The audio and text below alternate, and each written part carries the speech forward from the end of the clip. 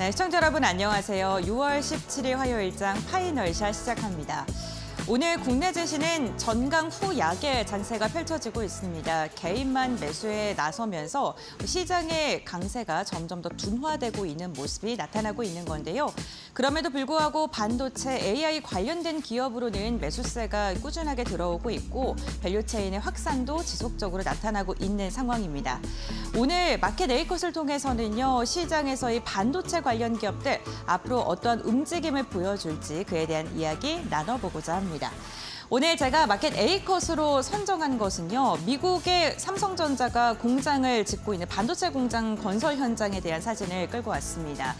미국 상원에서요, 반도체 세액 공제를 더 확대하는 내용이 통과됐다라는 소식이 전해지면서 지금 공장을 짓고 있는 삼성전자를 비롯해서 반도체 관련 기업들의 앞으로의 성장성 그리고 글로벌 패권에서 어떠한 이익을 얻을 수 있는지 그 기대감이 커지고 있습니다. 다음 내용을 통해서 관련 법안 내용 한번 자세히 확인해 보도록 하겠습니다.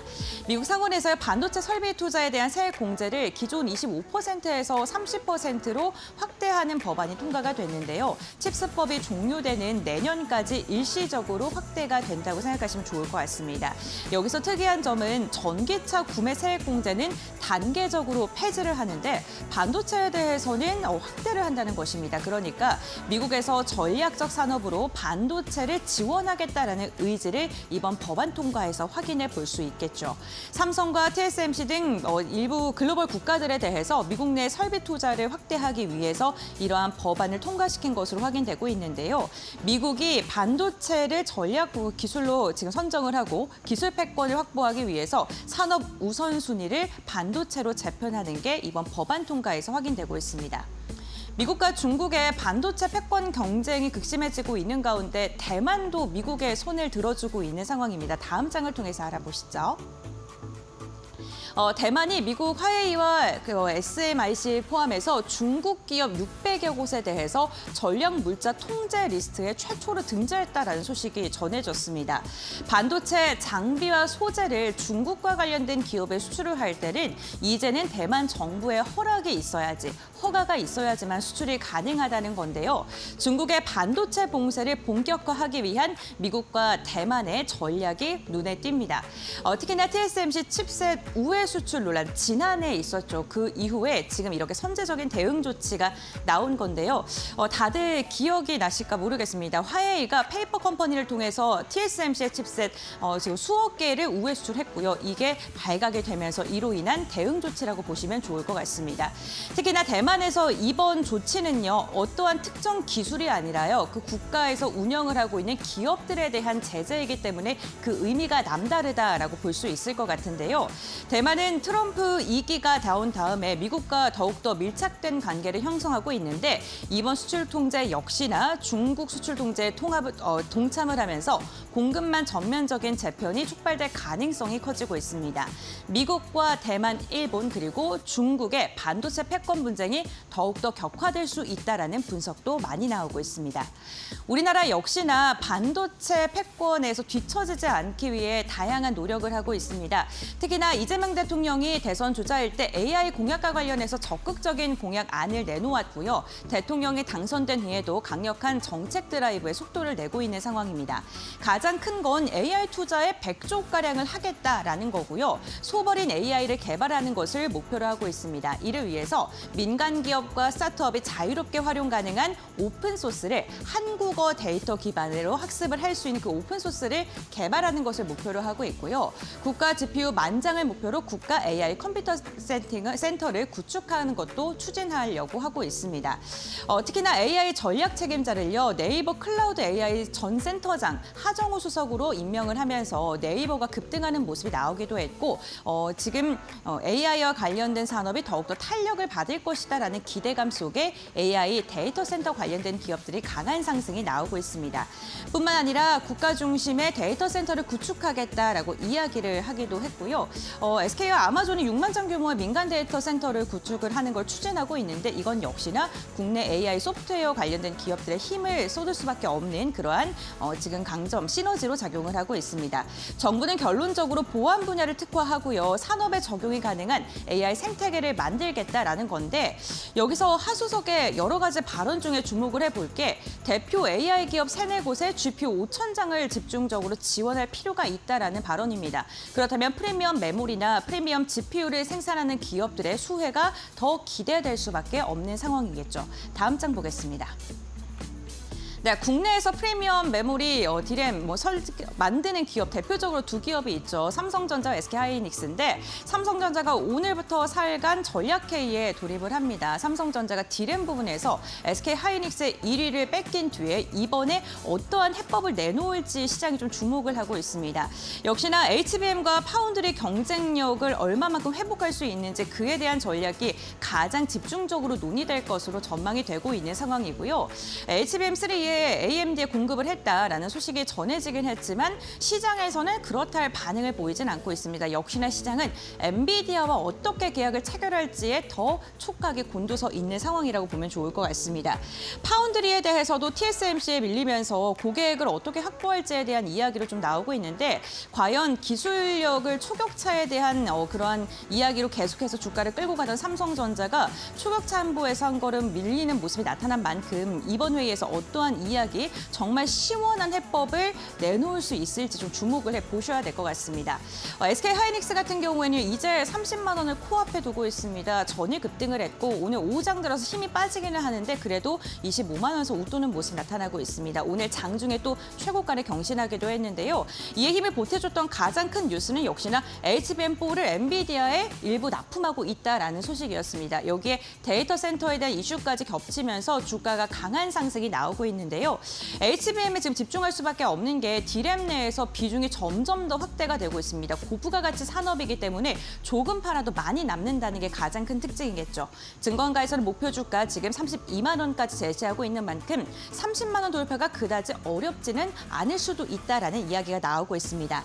특히나 삼성과의 기술 격차가 엔비디아의 계약 체결 소식과 함께 점점 더 벌어지고 있다는 것을 입증하고 있는 만큼 두 회사의 주가의 추이가 지금 사뭇 다르게 움직이고 있는데요. 주가 추이가 점점 더 벌어질지 아니면은 이번 전략회의를 통해서 삼성전자가 시원한 해법을 모색을 해서 따라잡을지 이 부분도 주목해 보시면 좋을 것 같습니다. 지금 HBM에서 여러 가지 이야기가 나온 것 중에 가장 큰 게 중국을 배제하게 되면 수출 통제를 하게 되면은 HBM 수요가 줄어들고 그렇게 되면 엔비디아, TSMC, SK하이닉스까지 실적이 나빠질 수 있다라는 우려였습니다. 그런데 트럼프가 대통령이 되고 나서 처음으로 순방을 한 국가가 중동 국가였고 거기서 HBM과 관련된 계약 소식을 전해주기도 했죠. 이로 인해서 이제는 중동과 유럽 시장을 통해서 HBM 수요를 회복할 수 있다라는 긍정적인 전망이 나오고 있는데요. 실제로 중국 수출을 제한하게 되면 손실액이 한 200억 달러로 추산이 되는데 중동과 유럽 등 AI 투자의 붐이 일면서 수익이 한 220억 달러, 손실금을 충당할 정도로 수익을 발생할 수 있다라는 이야기가 나오고 있습니다. 특히나 고사양 칩 중심으로 해서 HBM 수요가 늘어나고 있는 만큼 HBM에 대한 기대감은 앞으로 더 이어질 것이다라는 긍정적인 전망이 나오고 있고요. 증권가에서 중국과 타국의 그 HBM 수요를 좀 비교를 한 건데 역시나 타국 보전율이 조금 더 높은 것으로 확인이 되고 있습니다. 결국에는 SK하이닉스 등 프리미엄 메모리 공급사에 계속해서 수익을 가져다 둘 수밖에 없는 지금 밸류 체인이 만들어진 상황이고 이러한 HBM 수요 증가가 메모리의 확대, 소부장과 후공정, 유리 기판까지 국내 증시에서 반응을 하게 만드는 그런 요인인 것 같기도 합니다. 이제는 기술력도 기술력이지만요. 그것보다 더 주목을 해야 되는 게 정부의 정책안 그리고 어떠한 공급망을 갖고 있냐에 대해서 주목을 해보셔야 될 것 같습니다. 지금 시장에서는 SK하이닉스 밸류체인에 있는 기업들을 더 눈여겨봐야 된다라고 이야기를 하고 있는데 하나하나 기업을 따져보는 것도 좋지만 어떠한 기업과 어떠한 협력 관계를 맺고 있는지에 대해서도 집중적으로 보시면 좋을 것 같습니다. 지금은 밸류체인을 볼 때다 이렇게 마무리하도록 하겠습니다. 네, 마켓데이커 이렇게 정리하도록 하고요. 이제 시장 흐름 알아보도록 하겠습니다. 2시 구간 지나가고 있는데요. 오늘 시장은 어떠한 움직임 보여주고 있을까요? 김주영 아나운서가 전해드립니다. 네, 시장 2시 10분 구간 지나가고 있습니다. 현재 흐름 같이 한번 체크해 보시죠. 오늘 국내 증시 코스피 3,000피에 대한 기대감을 안고 출발을 했습니다. 하지만 1시를 기점으로 해서 시장 하락으로 전환한 모습 확인되고 있는데요. 현재 코스피 같은 경우 0.18%, 코스닥은 0.5%대 하락세 이어지고 있습니다. 같이 한번 장중 흐름 체크해 보시죠.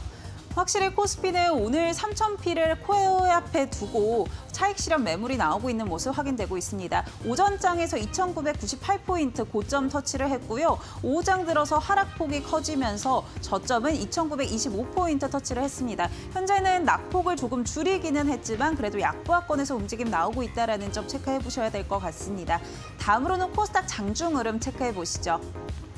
코스닥도 비슷한 흐름 이어가고 있습니다. 오전장에서 고점 터치하면서 785포인트 터치를 했고요. 오후장 들어서 저점을 터치했습니다. 766포인트, 1% 넘는 낙폭을 보여주기도 했는데 그래도 낙폭 조금 줄이면서 현재는 0.4%대 하락세 이어지고 있다는 점도 확인해 보시면 될 것 같습니다. 다음으로는 코스닥 수급 상황, 코스피 수급 상황 같이 한번 체크해 보시죠. 오늘 외국인과 기관의 동반 매수세가 확인되고 매도세가 확인이 되고 있습니다.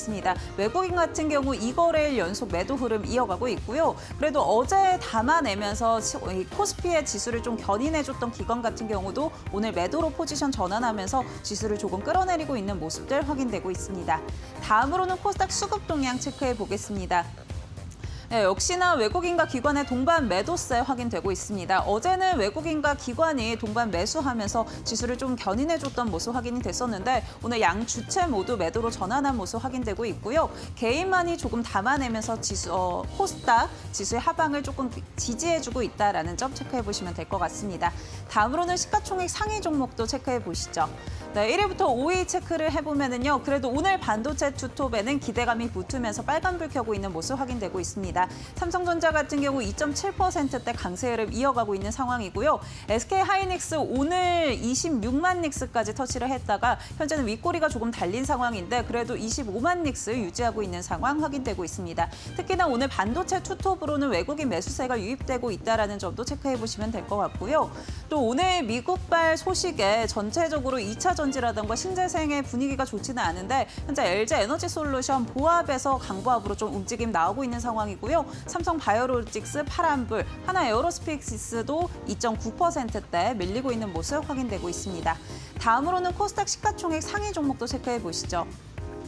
네, 전반적으로 분위기 좋지는 않습니다. 알테오젠 같은 경우 최근에 외국인들의 매수세가 강하게 유입됐었는데 오늘 같은 경우 매도로 좀 전환한 모습 확인되고 있고요. 1.4%대 하락세 보여주고 있습니다. 반면에 이 코스닥에서 HLB는 외국인들이 좀 사들이는 모습 확인되고 있고 현재 보합권 움직임 나오고 있고요. 그밖에 에코프로라든가 레인보우 로보틱스도 일제히 하락세 이어지고 있다는 점 체크해 보시죠.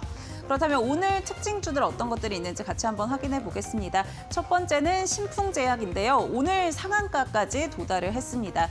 기존의 말라리아 치료제 이 피라맥스가 유럽에서 특허권을 취득했다라는 소식도 전해졌는데요. 이 말라리아 치료제가 코로나19 관련해서 효능을 인증받았다라는 소식들이었고요. 오늘 신풍제약을 포함해서 신풍제약 우선주까지 상한가 도달 이후에 계속해서 상승 탄력 유지하고 있는 모습 확인되고 있습니다. 다음 특징주도 체크해 보시죠. 다음 특징주는 SKC입니다. 오늘 시장에서 두드러지는 섹터라고 하면은 유리기판 관련해서 체크해 보실 수가 있을 것 같은데요. 앞서 애플과 이 공급 논의를 하고 있다라고 전해졌던 삼성전기 측에서 시제품 공급을 했다라는 소식들 전해지면서 관련주들 훈풍이 불고 있는 모습입니다. 특히나 유리기판주들 중에서는 SKC가 가장 탄력적으로 움직임이 나왔고요. 오늘 장중에 18%대 강세 흐름 이어가다가 현재는 윗꼬리가 조금 달리면서 15% 가까운 상승 탄력 이어가고 있습니다. 다음 특징주도 체크해 보겠습니다. 다음 특징주는 뱅크웨어 글로벌입니다. 국내에서 STO 법제화의 드라이브를 계속해서 걸고 있죠. 이에 따라서 뱅크웨어 글로벌이 수혜를 좀 입어갈 수도 있다라는 전망들이 나오고 있는데요. 특히나 이 증권, 토큰 증권 관련해서 수익 배분 특허를 보유하고 있다라는 점에서 부각이 되는 모습이고요. 현재 뱅크웨어 글로벌 상한가까지 도달한 모습 확인되고 있습니다. 지금까지 시황센터의 김주영이었습니다. 네, 마켓 에이커 심층 분석 시간으로 이어가 보도록 하겠습니다. 오늘도 반도체 관련된 기업으로 외국인의 매수세 강하게 유입되고 있고요. 뭐 유리기판이라던가 아니면은 AI 소프트웨어 관련된 기업으로도 매수세 들어오면서 오늘 시세를 좀 뽐내는 기업들이 많이 있습니다. 관련해서 AI 반도체 시장 앞으로 어떻게 전략적으로 접근해야 될지 이야기 나눠보도록 하겠습니다. 해온솔루션의 이정호 대표와 함께합니다. 안녕하세요. 안녕하세요. 네, 반갑습니다. 오늘 반도체 관련된 이야기 나눠볼 텐데요. 먼저 미국 관련된 이야기 해야 될 것 같습니다. 미국 상원에서 사실 뭐 세금 줄이겠다, 세금을 우리는 뭐 더 받는다, 그리고 지원을 줄이겠다 이런 이야기 참 많았었거든요. 그런데 반도체에 대해서는 일시적으로 세액 공제를 확대하겠다 이런 얘기를 했거든요. 국내 관련된 기업들 뭐 어떠한 반사이익을 얻을 수 있고 그리고 글로벌 분위기가 어떻게 변화할지 궁금합니다. 천만다행이다라고 네. 생각이 들고 있어요. 만약에 2차 전지랑 뭐 신재생처럼 어떻게 하락세가 나올 가능성이 있었는데요. 네. 반도체 쪽에서 미국 쪽으로 계속적으로 투자를 한다는 거는 전체적으로 봤을 때는 긍정적인 포인트가 다가올 수 있다라고 생각이 들고 있고 우리나라뿐만 아니라 뭐 대만의 TSMC도 반사이익을 받는 만큼 어떻게 본다라면은 더욱더 이 시장이 크게 느껴지지 않을까라고 생각이 들고 있습니다. 근데 이게 어떻게 보면은 미국에서 왜 이렇게 AI 관련해가지고 계속적으로 투자를 해야 되냐라고 얘기를 하는 부분이 미국 쪽으로 공급망 확대나 이런 부분이 더욱더 늘어날 가능성이 높다라고 볼 수가 있어요. 왜 미국에 공장을 짓느냐 이거부터 과거로 본다라고 보면 코로나 시절에 어떻게 보면 미국의 자국에 공장이 없기 때문에 반도체 관련 수급이나 이런 부분이 불편했던 부분이 있었던 만큼 그런 부분을 어느 정도 해소하는 부분 그리고 다가올 AI 시대에 대비하는 부분 때문에 어떻게 본다면 미국에서 당연하지 않았나라고 생각이 들고 있고 다행인 점은 2차 전지랑 신재생 쪽에서는 좀 악재였지만 반도체 쪽으로는 강한 수급세나 뭐 이런 모멘텀이 살아있는 부분이 나오지 않았나라고 생각이 들고 있습니다. 네, 알겠습니다. 반도체 관련 기업들이 어쨌든 미국에서 이렇게 이야기한 거는 뭐 중국과의 패권 경쟁에서 좀 승리를 좀 잡기 위해서 승기를 잡기 위해 이렇게 한 것 같은데 그 대만이 좀 가담을 했더라고요. 네, 중국 기업들 수출 제재 뭐 네. 이런 이야기가 나오고 있는데 우리나라에는 좀 어떤 영향을 미칠까요? 우리나라가 참 가운데서 참 어렵게 네. 될 가능성이 높다라고 보고 있어요. 대만은 계속적으로 미국을 적극적으로 지원을 하면서 같이 가는 분위기가 네. 나오면서 어떻게 보면 그 수혜, 어떻게 보면 세액 공제나 이런 수혜를 가장 많이 번다라고 볼 수가 있는데 우리나라 같은 경우는 어떻게 보면 딱 가운데 껴서 미국에도 수출을 해야 되고 중국에도 수출을 해야 되는데 그 가운데서 참 어려운 부분이 있지 않나라고 생각하는 부분이 있고 그런 부분이 어떻게 보면 주가 차트에도 나온다라고 생각이 들고 있습니다. SK 하이닉스 쪽은 어떻게 보면 HBM이나 이런 부분이 다 온전히 엔비디아 쪽으로 다 납품되는 모습세가 나오고 있기 때문에 주가 탄력이나 이런 부분이 잘 받는 모습세가 나오고 있지만 삼성전자 같은 경우에 엔비디아의 납품이나 이런 부분이 어려운 부분을 어떻게 보면 중국 쪽으로도 어느 정도 활로를 찾았던 부분도 있었습니다. 하지만 그런 부분이 제재가 될까 봐 그런 불안 심리나 이런 부분 때문에 어떻게 본다면 삼성전자가 지금 시장에서 SK하이닉스보다 조금 더 주가 탄력성이 못 가는 이유 중에 하나다라고 생각이 들고 있고 우리나라 같은 경우에는 어떻게 본다면 여기서 잘만 한다면 중국에도 수출하고 미국에도 수출하면서 반사이익을 보면서 더욱더 커져갈 수 있는 부분이 있기 때문에 저는 어떻게 본다면 긍정적인 모멘텀으로 작용될 가능성이 높지 않나라고 생각이 들고 있습니다. 대표님의 말씀처럼 반사이익 얻으면 좋겠는데 미국이 눈치를 너무 주잖아요. 그래서 이게 과연 실현 가능할지 뭐 이렇게 어중간하게 태도를 취하다가 중국에도 수출 못하고 미국에도 뭐 제재만 받고 이러진 않으니까 좀 우려도 되는데 어쨌든 그 주가 이야기 해주셨으니까요. SK 하이닉스 잘 갑니다. 네, 계속해서 상승할 수 있을까요? SK 하이닉스 같은 네. 경우는 이제 상방이 열렸다라고 말씀을 해드리고 네. 싶어요. 이제 최고점을 돌파하면서 계속적으로 언급해드리는 부분이 반도체 관련 종목들 중에서 제일 잘 가는 종목을 찾자라고 봤을 때는 SK 하이닉스 빼고 논할 수가 없다라고 볼 수가 있습니다. 소부장 관련 기업들도 어떻게 보면 바닥권에서 주가가 주춤하는 모습도 나오고 있지만 SK 하이닉스만 지금 전고점을 돌파하면서 올라가고 있는 부분이 전체적으로 봤을 때 이 AI 시장이 당분간 끝날 것 같진 않다라고 생각하는 부분이 있고 그다음에 뭐 미국 같은 경우에 하반기로 가면 갈수록 금리 인하 기대감이나 이런 부분이 더욱더 올라가는 부분이 있기 때문에 어떻게 보면 AI 투자가 본격적으로 더 빨리 진행이 된다고 본다면 SK 하이닉스는 더 빨리 올라가지 않을까라고 생각하는 부분이 크기 때문에 지금은 뭐 25만 원, 뭐 이렇게 20만 원대를 언급하는 것보다는 저는 좀 길게 봤을 때는 30만 원 그 이상까지도 충분히 가능성은 있지 않나라고 생각이 들고 있습니다. 네, 30만 원까지 열려 있다라고 이야기를 해주셨는데 역시나 뭐 HBM의 성장력을 빼놓을 수 없을 것 같습니다. SK하이닉스 이렇게 잘 가는데요. 삼성전자는 좀 답답합니다. 오늘은 좀 힘내주고 있는데 최근 추세, 한 1년간 추세를 보더라도 SK하이닉스가 너무 엇갈리는 모습이 나타나다 보니까 앞으로 어떻게 좀 타겟책을 찾아야 될지 좀 어떻게 생각하세요, 대표님은? 삼성전자 같은 경우는 계속적으로 언급은 나오고 있지만 네. 제일 중요한 건 HBM을 엔비디아에 납품을 하냐 못하냐 이거부터 풀어야 맞아요. 된다고 네. 생각이 들고 있어요. 그 얘기만 거의 1년째 하고 있는 부분이 있는데 그 뒤로 주가가 계속적으로 어떻게 보면은 SK하이닉스는 잘 올라가는 모습세, 삼성전자는 약간 주춤하는 모습세가 계속적으로 나오고 있지 않나라고 생각하는 부분이 크고 만약에 성공만 시킨다라면 지금 물량이나 이런 부분 엔비디아가 충분히 다 감당이 될 정도로 제 AI 데이터 센터 관련해가지고 수요는 무궁무진하다라고 느껴지고 있는데 그런 부분이 조금 더 아쉽다라고 생각이 드는데 제일 중요한 건 삼성전자가 조금 더 나아가려고 한다면 레거시나 이런 부분도 어느 정도 개선이 될 필요는 있지 않나라고 생각하는 부분이 큽니다. 그러면서 TSMC와 파룬두리 격차나 이런 부분이 많이 줄어든다라고 본다면 더욱더 보다 상승 탄력을 받을 가능성은 있겠지만 지금 시장에서는 조금 아쉬운 부분이 있고 저는 그래도 장기적으로 봤을 때는 삼성전자가 미국의 공장을 계속적으로 짓고 있잖아요. 그 부분이 이제 완성이 된다라고 봤을 때는 그때부터는 이제 보다 탄력성이나 이런 부분 더 크게 받을 가능성은 있다라고 보고 있기 때문에 지금은 완전히 저평가 구간이다. 제일 중요한 건 2분기 실적 때 어느 정도 한번 한 번 더 변동성이 생길 가능성은 있겠지만 그 부분만 잘 견딘다라고 본다면 6만 원 이상, 그 7만 원까지도 충분히 가능성은 있지 않나라고 생각이 들고 있어요. 오늘부터 전략회의 하잖아요, 3일 네. 동안. 네, 무슨 얘기 나올까요? 해법이 좀 시원하게 나올 수 있을까요? 전략회의를 하는데 여기서 제일 중요한 건 HBM 납품 그래서 언제까지 이 얘기가 제일 네. 화두가 될 가능성이 높다라고 네. 볼 수가 있어요. 그 부분만 해결해 본다라고 보면 삼성전자 우리 과거에 봤을 때 HBM 납품 기대감만 나왔을 때도 그때도 7만 원 이상까지도 올라갔던 몹새도 있었는데 그 부분이 계속적으로 딜레이가 되니까 주가도 계속적으로 떨어졌던 부분이 있었는데 이 부분에서 언급만 또 나와준다라고 본다면 전 충분히 상승 가능성은 있다라고 생각이 들고 있고 물론 HBM뿐만 아니라 지금 시장이 전체적으로 반도체 관련해가지고 2분기부터는 조금 더 개선되는 부분, D램의 재고나 이런 부분이 많이 빠져지고 가격이 안정화되는 모습세가 나오고 있기 때문에 어떻게 본다면 AI 인프라 투자나 이런 부분에 있어서 삼성전자가 충분히 매력적인 포인트는 될 가능성은 높다라고 생각이 들고 있어요. 그리고 또 아까도 말했다시피 TSMC와 기술 격차가 어느 만큼 줄어들었냐 이런 부분에서 어느 정도만 언급만 준다고 해도 지금 자리에서는 충분히 올라갈 가능성이 높다는 부분이 SK하이닉스가 지금 계속적으로 올라가고 있기 때문에 삼성전자가 약간의 가격적인 부분, 너무 싸다. 이런 부분을 느낄 수가 있는 부분이기 때문에 여기서 호재만 불러준다면 충분히 SK하이닉스처럼 추세를 타고 더 올라갈 가능성은 있다라고 여겨지고 있습니다. 네, 알겠습니다. 지금 위치가 너무나도 낮기 때문에 작은 호재도 반응을 할 만하다라고 이야기해 주신 것 같습니다. 그 반도체가 잘 가니까요. 유리기판도 오늘 반응을 해주고 있고 그 후공정 관련 기업들까지도 좀 매기세가 확산이 되는 모습이 나타나고 있는 듯합니다. 그 본격적으로 반도체 체인이 점점 더 확대가 되면서 2차 투자 움직임이 나타나고 있는 것으로 해석해도 될지 대표님 어떻게 보세요?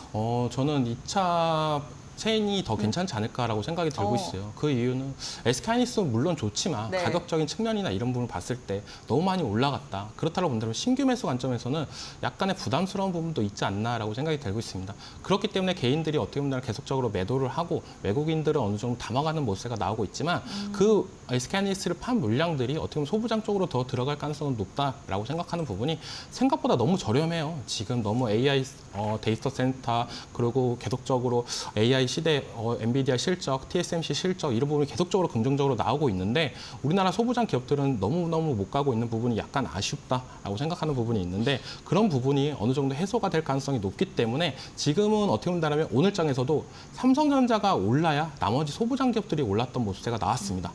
지금은 어떻게 보면 SK 하이닉스 나 홀로 질주였어요. 만약 전체적으로 올라간다라고 본다면 삼성전자가 어느 정도 상승 탄력을 받아야 그 물줄기가 온전히 소부장 쪽으로 갈 가능성이 있다. 하지만 제일 중요한 건 실적이나 이런 부분에 대해서 약간의 불확실성은 조금 더 존재하고 있지 않나. 그렇기 때문에 지금의 가파른 수급세가 조금 아쉬울 따름이지 않나라고 생각이 들고 있습니다.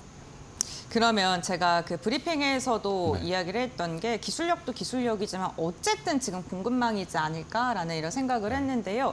그렇다면 SK 하이닉스와 연계되어 있는 소부장 쪽을 봐야 될까요? 저는 지금 SK 하이닉스 쪽으로 연결되어 있는 소부장들, 뭐 대표적으로 한미반도체가 네. 있다라고 볼 수가 있는데 한미반도체도 어떻게 보면 주가 상승력을 조금 받으려고 하다가 조금 주춤한 모습도 나왔어요. 네. 차라리 이스페타시스나 이런 종목들, 독단적으로 할 수 있는 종목들, 이런 종목들도 눈여겨봤으면 좋겠다라고 말씀을 해드리고 싶고, 저는 어떻게 보면 삼성전자가 올라갈 때 가장 먼저 올라가는 소부장 업체를 본다라고 본다면 어닉 IPS라는 종목이 있는데, 이 종목 같은 경우는 삼성전자랑 밀접한 영향성이 있기 때문에 어떻게 본다면 삼성전자가 2% 올라갈 때 이 종목은 뭐 3%, 4%까지도 올라가는 모습가 나오기 때문에 어떤 A 주시했다가 좀 삼성전자가 올라갈 때 어닉 IPS나 캐시텍 이런 종목들을 조금 더 집중적으로 봐도 괜찮지 않을까라고 생각이 들고 있습니다. 네, 알겠습니다. 그렇다면 대표님께서 생각하시기에 반도체 밸류체인에서 가장 좀 눈여겨볼 만한 세부 섹터, 업종이 있다면 어떤 게 있을까요? 저는 주식은 약간 기대감이다라고 생각이 들고 있어요. 지금 네. HBM도 물론 실적 관련해가지고 너무너무 잘 나오면서 올라가고 있지만 이 HBM 얘기가 나온 지가 꽤 오래됐습니다. 네. 그리고 과거에 상승 탄력을 많이 받고 지금 자리에서는 어떻게 본다면 약간 매물대도 많은 부분이 있다라고 생각이 들고 있어요. 그렇다라고 본다면 투자자 입장에서는 이 판을 한번 갈아엎었으면 좋겠다라고 생각하는 사람들도 많을 수도 있다라고 생각이 드는데, 그런 부분이 어떻게 보면 유리기판이다라고 저는 생각이 들고 있고, 지금은 뭐 GPU 관련해가지고는 누가 뭐래도 다 엔비디아 쪽으로 다 쏠려 있는 모습대가 나오고 있습니다. 그런 부분을 이제는 미국의 빅테크 기업들이 해결할 수 있는 방법은 새로운 신기술이 나와야 되지 않나라고 생각이 들고 있어요. 그렇기 때문에 유리기판 관련해가지고 삼성전자나 AMD 같은 기업들이 계속적으로 투자 관련 얘기가 나오고 있는 부분이 어떻게 본다면 지금은 엔비디아에 쏠려 있던 부분을 조금 더 유리기판이라는 타겟으로 갈 수 있는 희망이나 이런 부분이 나올 가능성이 높다라고 생각이 들고 있습니다. 그렇기 때문에 어떻게 본다면 지금은 실적은 잘 안 나올 수 있겠지만 유리기판 같은 경우에 기대감이나 이런 모멘텀은 순전히 살아있는 만큼 저는 어떻게 본다면 유리기판 쪽 섹터를 좀 집중적으로 봐도 괜찮지 않을까라고 말씀을 해드리겠습니다. 네, 알겠습니다. 유리기판 섹터를 가장 눈여겨보고 있다라고 이야기해 주셨습니다.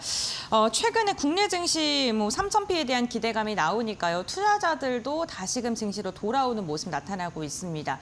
일평균 거래 대금이 29조를 넘었다 이런 기사도 있는데, 사실 시장에 잘 가려면 반도체가 가야 되잖아요. 네, 투자 전략 어떻게 세워야 될까요?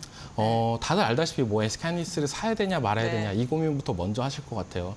저는 어떻게 보면 들고 계신다라고 본다면 팔지 말고 계속적으로 보유하시는 게 낫다라고 말씀을 해드리고 싶고, 만약에 정말 사고 싶다라고 생각한다면 SK하이닉스 한 5% 정도, 그리고 나머지 소부장 기업들의 5% 정도를 따라 이렇게 분산 투자를 하신 게 좋지, 지금 SK하이닉스에 집중적으로 하는 것도 나쁘지는 않지만 오늘 장에서도 장 초반에는 어떻게 보면 삼성전자가 반등하는 모습세가 나오자마자 반도체 소부장들이 엄청 많은 상승세가 나왔던 모습세도 있었습니다. 그렇기 때문에 어떻게 보면 이 상승의 아쉬움을 조금 달래기 위해서는 SK하이닉스의 비중을 몰빵을 하시는 것 보다는 저는 약간의 소부장 쪽으로 분산 투자하시는 게 지금 시장에서는 좀 맞지 않나라고 생각이 들고 있고, 여기서 아까도 말씀했다시피 어떻게 보면 탑픽이라고 말씀해드리면 약간 피롭틱스나 아니면 소부장 쪽에서는 약간 어닝 IPS, 캐시텍 이런 종목들을 조금 더 눈여겨봤으면 좋겠다라고 생각이 들고 있습니다.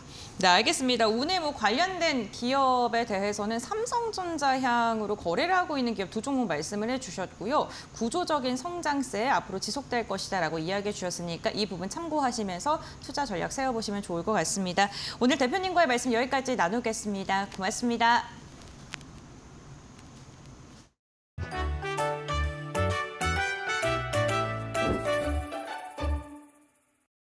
안녕하세요. 오늘은 최근 뉴스와 투자 이야기에서 자주 등장하는 스테이블 코인에 대해 쉽게 알려드리려고 해요. 비트코인, 이더리움 같은 가상자산들이 우리와 꽤 많이 친숙해졌는데요. 아직 일상에서 자유롭게 사용하기에는 쉽지 않으시죠? 식당에서 비트코인으로 결제를 하고 나왔는데 나오자마자 갑자기 급등하거나 급락할 수도 있기 때문이죠. 이렇게 일상에서 쓰기 어려운 암호화폐, 그래서 등장한 것이 바로 스테이블 코인입니다. 스테이블 코인은 이름 그대로 안정적인 코인인데요. 가격이 들쭉날쭉한 비트코인이나 이더리움 같은 코인과 달리 항상 1달러면 1달러, 1,000원은 1,000원. 쉽게 말해 가상화폐판 디지털 달러 같은 거죠. 가장 큰 특징은 송금, 결제, 거래소에서 자산을 보관할 때 마치 달러나 원화 같은 법정화폐와 1대1로 가치를 연동한다는 점입니다. 실제 달러나 유로 같은 돈을 은행에 예치해놓고 그만큼의 코인을 발행하는 방식입니다.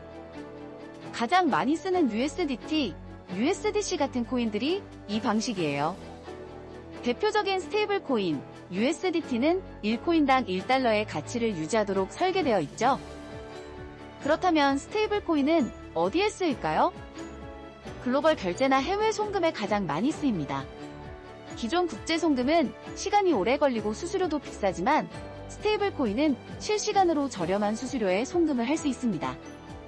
특히 은행 인프라가 부족하거나 자국 통화 가치가 불안정한 나라에서는 달러 연동 스테이블 코인이 현지 화폐를 대체하는 경우도 많습니다. 또 가상자산 거래소에서 거래할 때도 스테이블 코인은 가치가 안정적이기 때문에 투자자들이 위험을 줄이기 위해 자주 교환하거나 거래의 기준 통화로 활용됩니다. 최근에는 은행 등 전통 금융기관도 스테이블 코인 발행에 참여하고 기존 금융 시스템과 연계하는 움직임이 활발합니다.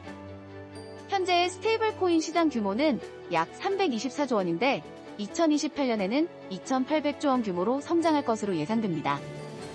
현재 대부분의 스테이블 코인은 달러 기반인데요. 이미 실물 경제에서도 사용되고 있습니다. 때문에 디지털 경제에서도 달러의 영향력이 너무 커지면 원화의 영향력이 작아질 것을 우려해 대한민국에서도 원화 스테이블 코인을 추진하고 있는 것이죠. 하지만 문제도 있습니다. 통화를 발행하고 관리하는 한국은행의 입장에서 통화에 대한 지배력이나 통화 정책의 유효성이 약화될 것이라는 우려가 있죠. 따라서 원화 스테이블 코인의 인허가와 감독은 반드시 중앙은행이 개입해야 한다는 입장입니다. 조만간 컨퍼런스를 통해 제도 설계와 감독 체계 마련, 그리고 비은행권의 무분별한 진입 방지 등에 대한 메시지를 낼 것으로 보입니다.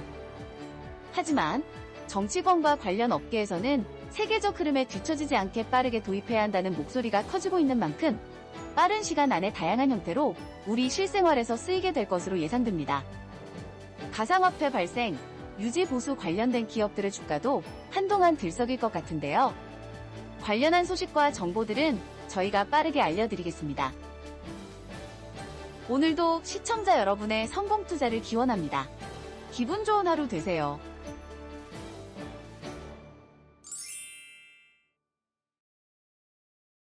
네, 시청자 여러분 안녕하십니까? 신민영입니다. 화요일에 파이널샷 함께하고 계십니다. 이번에는 종목 파인더 함께하시면서 종목별 정확한 이슈들 진단해 보시죠. 오늘의 첫 번째 이슈 들어가 보겠습니다. 앞서 마켓 A컷에서도 살펴봤지만 AI 반도체 관련주들이 오늘 굉장히 잘 가고 있습니다. 여러 가지 이유가 있지만요. G7 참석 관련 기대감도 나타나고 있는데요.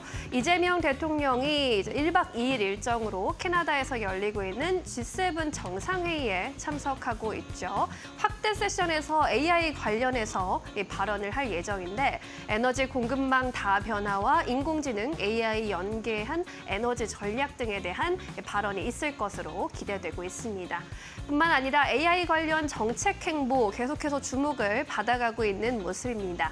초대 AI 미래 기획 수석으로 정부가 하정우 네이버 AI 혁신센터장을 임명했죠. 생성형 AI 하이퍼클로바를 개발한 인물이고 AI 주권 확보의 핵심 전략가로 꼽힙니다. 이로 인해서 AI 산업 육성에 대한 강력한 의지를 표현한 것이다라는 평가까지 받아가고 있습니다. 간밤에 필라델피아 반도체 지수가 또 3% 오르면서 AMD의 주가가 활약을 했습니다. 엔비디아의 대항마로 꼽히고 있는 AMD인데 간밤에 9% 가까이 오르면서 126달러 39센트의 거래를 마쳤습니다. 지난주에 새로운 AI 칩 몇 개를 공개했는데 이 AI 칩에 대해서 월가에서 긍정적인 호평들을 내놨습니다. 먼저 미국 증권사 파이퍼 샌들러가 목표 주가를 115달러를 넘어서면서 140달러로 상향 조정했고요. AMD의 데이터 센터 그리고 GPU 매출이 올해 하반기부터 급 반등할 것이라고 전망을 했습니다.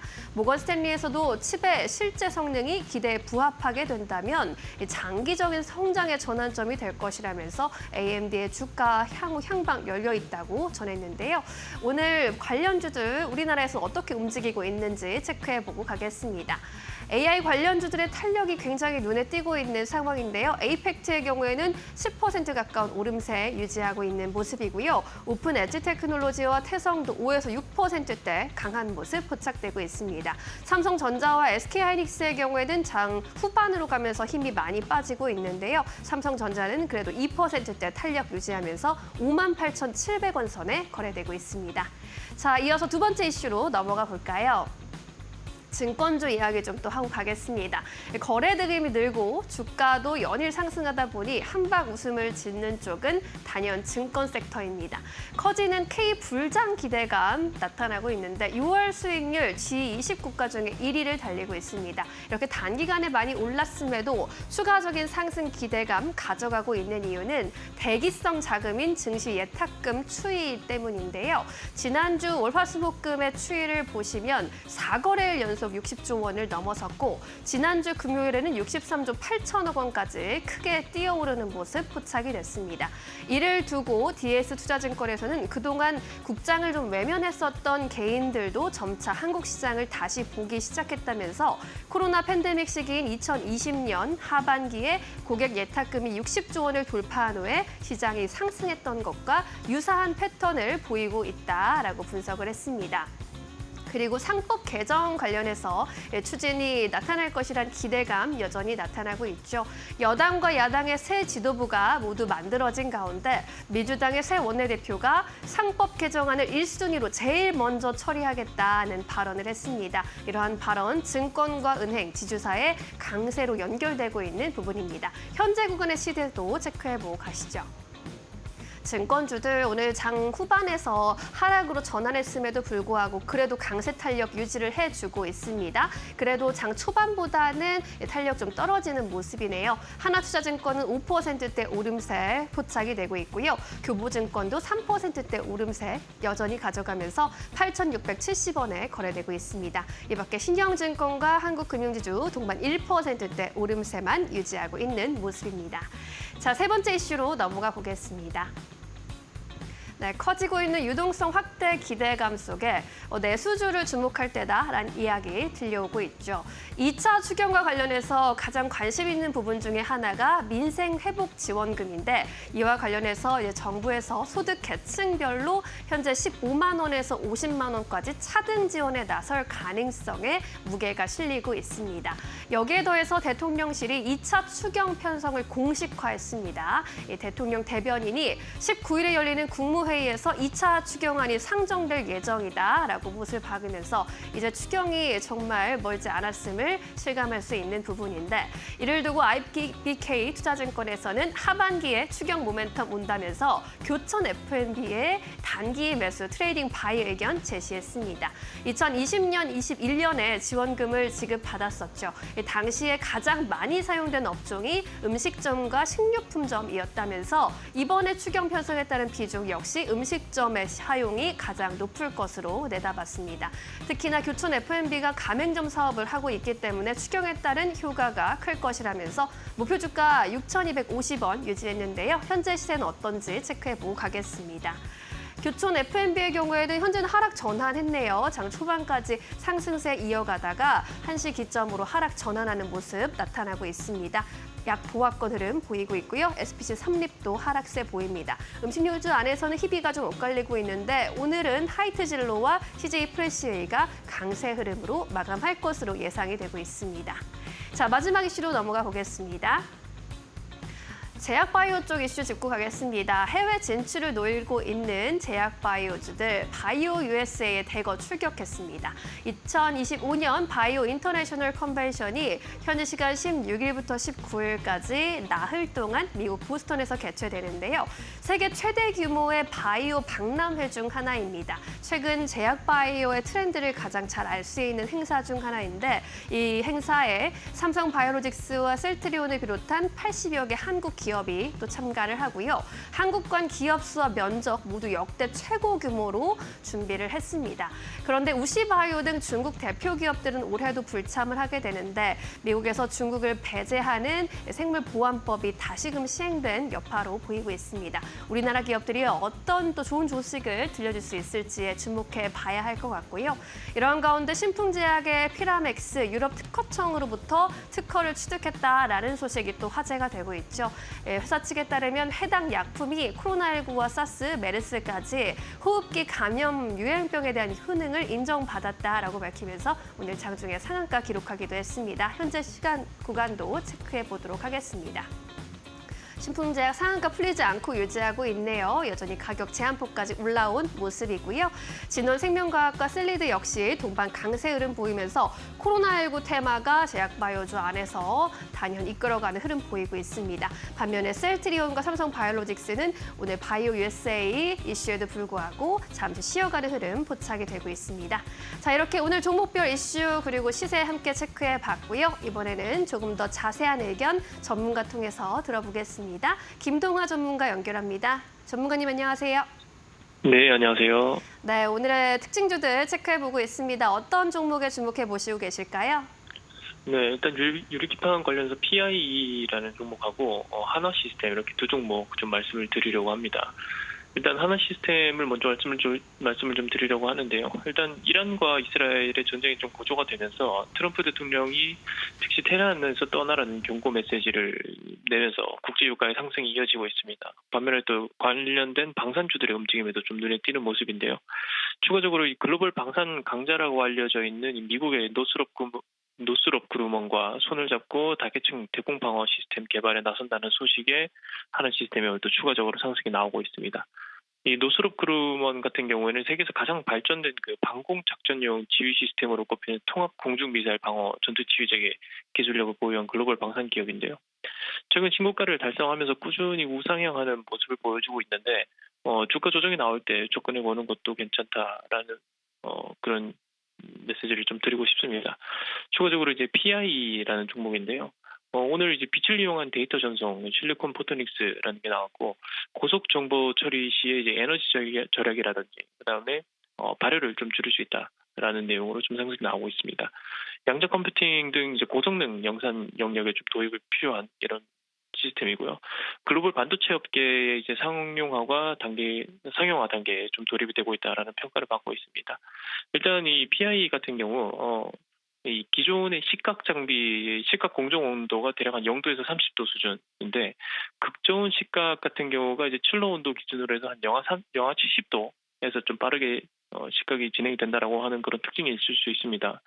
그만큼 빠르게 발열을 잡아낼 수 있다라고 보시면 될 것 같고요.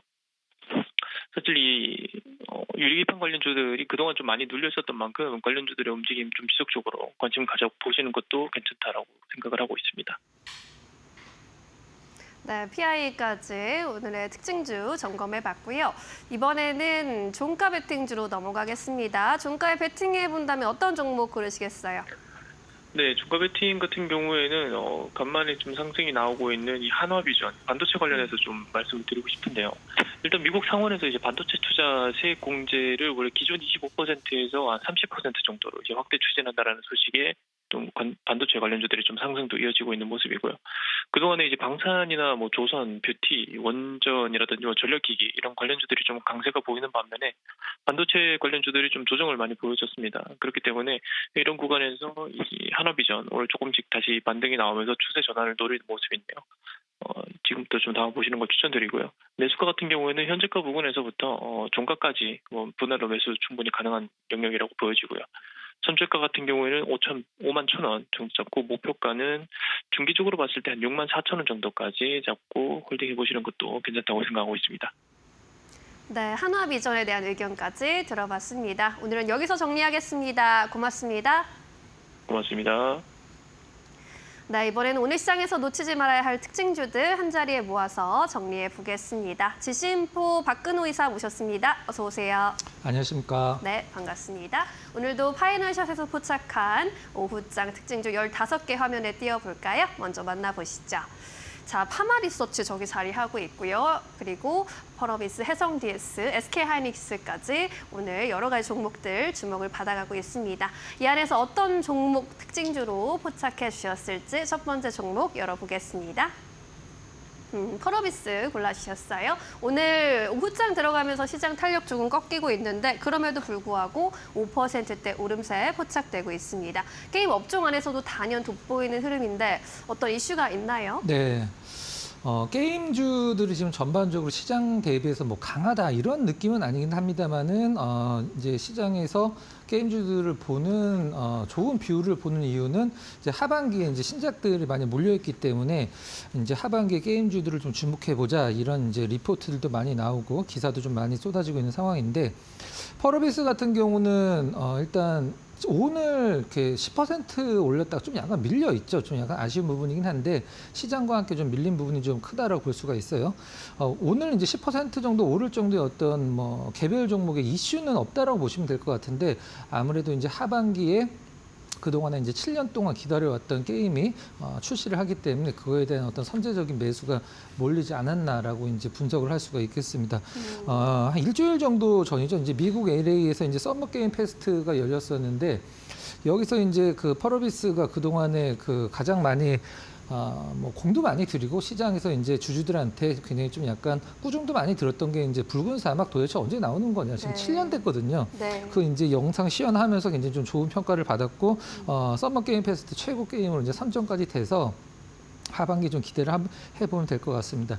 언제 출시를 한다라고 이제 날짜까지는 확정은 되진 않았죠. 하지만 이 펄어비스가 그동안 이제 시장에서 급락이 나왔던 부분이 만약에 10개라고 하면 이 붉은 사막을 출시한다라고 했다가 물론 미루겠다 이런 발표를 했을 때 이제 급락이 나왔었는데 이번에는 이제 펄어비스가 자신을 하고 있기 때문에 그동안의 어떤 그 주가 흐름을 좀 약간 다져놓는 정도 흐름 나오고 이제 서서히 이제 그 공개일이 정해지면은 주가 흐름 이제 탄력을 받을 것으로 생각을 하고 있는데 사실 게임사들은 실적이 얼마다라는 게 엄밀히 얘기해서 중요하진 않습니다. 이제 움직임 자체가 게임사들은 신작을 내서 어느 정도 이제 실적을 내고 그다음에 다음 신작 준비할 때까지 실적이 이제 다운되는 게 이제 보통이기 때문에 펄어비스도 사실 1분기 실적은 그렇게 좋지는 않았죠. 1분기 실적도 적자를 기록을 했는데 매출 이제 한 800억이 좀 넘었고 근데 영업 손실 적자 한 52억 정도 기록을 했는데 기대감으로 오르는 게 주식은 사실 뭐 게임주도 마찬가지고 가장 크게 오르죠. 실적보다도. 일단 펄어비스 입장에서는 이 붉은 사막을 어느 정도 기대를 하고 있냐 하면 이제 올해 이제 하반기 출시를 하니까 사실 11월 말 정도를 예상을 하고 있는데 올해 한 뭐 12월 한 달 동안이겠죠. 72만 장, 그다음에 내년에는 227만 장 정도 기대를 한다라고 하는데 뭐 뚜껑은 열어봐야지 알겠죠. 일단 뭐 스팀이나 플레이스테이션, 그다음에 엑스박스 또 맥에서 이제 PC보다도 맥에서 먼저 출시를 하기 때문에 이 부분과 관련돼서 상당히 좀 시장에서 애플도 많이 이 펄어비스 붉은 사막에 관련돼서 관심을 많이 갖고 있는 상황이죠.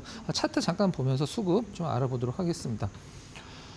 이제 선이 하나 좀 그어져 있는데요. 오늘 이 선을 돌파를 했다가 약간 이제 걸쳐져 있는 상황인데 그동안에 우리가 보통 지지선이라고 표현을 하는 부분이 있고요. 그 다음에 올해 이제 나타냈던 저항선으로 작용을 했었었는데 이 선을 돌파를 해서 확실하게 좀 지지를 받는 느낌이 뭐 가장 좀 긍정적인 시나리오인데 오늘은 일단 거래량도 좀 나오고 위에서 좀 약간 그 밀리기도 했기 때문에 조정을 줄 때 이 선 위주에서 조정받고 다시 한번 재돌파할 때 어떤 관심을 갖는 게 가장 좀 합리적인 전략이라고 생각이 들고요. 수급은 기관 수급 대 외국인 수급이 좀 약간 갈려 있는 상황입니다. 기관 수급은 오늘도 이제 매수 기조 쪽으로 유지가 되고 있는데 외국인 보면은 이제 최근에 좀 매도를 하고 있는 걸로 보이지만 오늘 소폭이나마 좀 순매수 쪽으로 오전장 기준으로 전환이 됐다라는 점 체크를 하시면 될 것 같습니다. 네, 붉은 사막 지금 오래 기다린 만큼 기대감이 굉장히 큽니다. 기관의 순매수세도 유지되고 있는 만큼 앞으로의 흐름도 한번 기대해 보도록 하겠습니다. 자, 두 번째 종목으로 넘어가 볼까요? 어떤 종목일까요? SKC 유리기판주 오늘 전반적으로 시세 다 좋습니다. SKC 16%대 급등세 포착이 되고 있는데 유리기판 쪽 모멘텀 어떻게 보세요?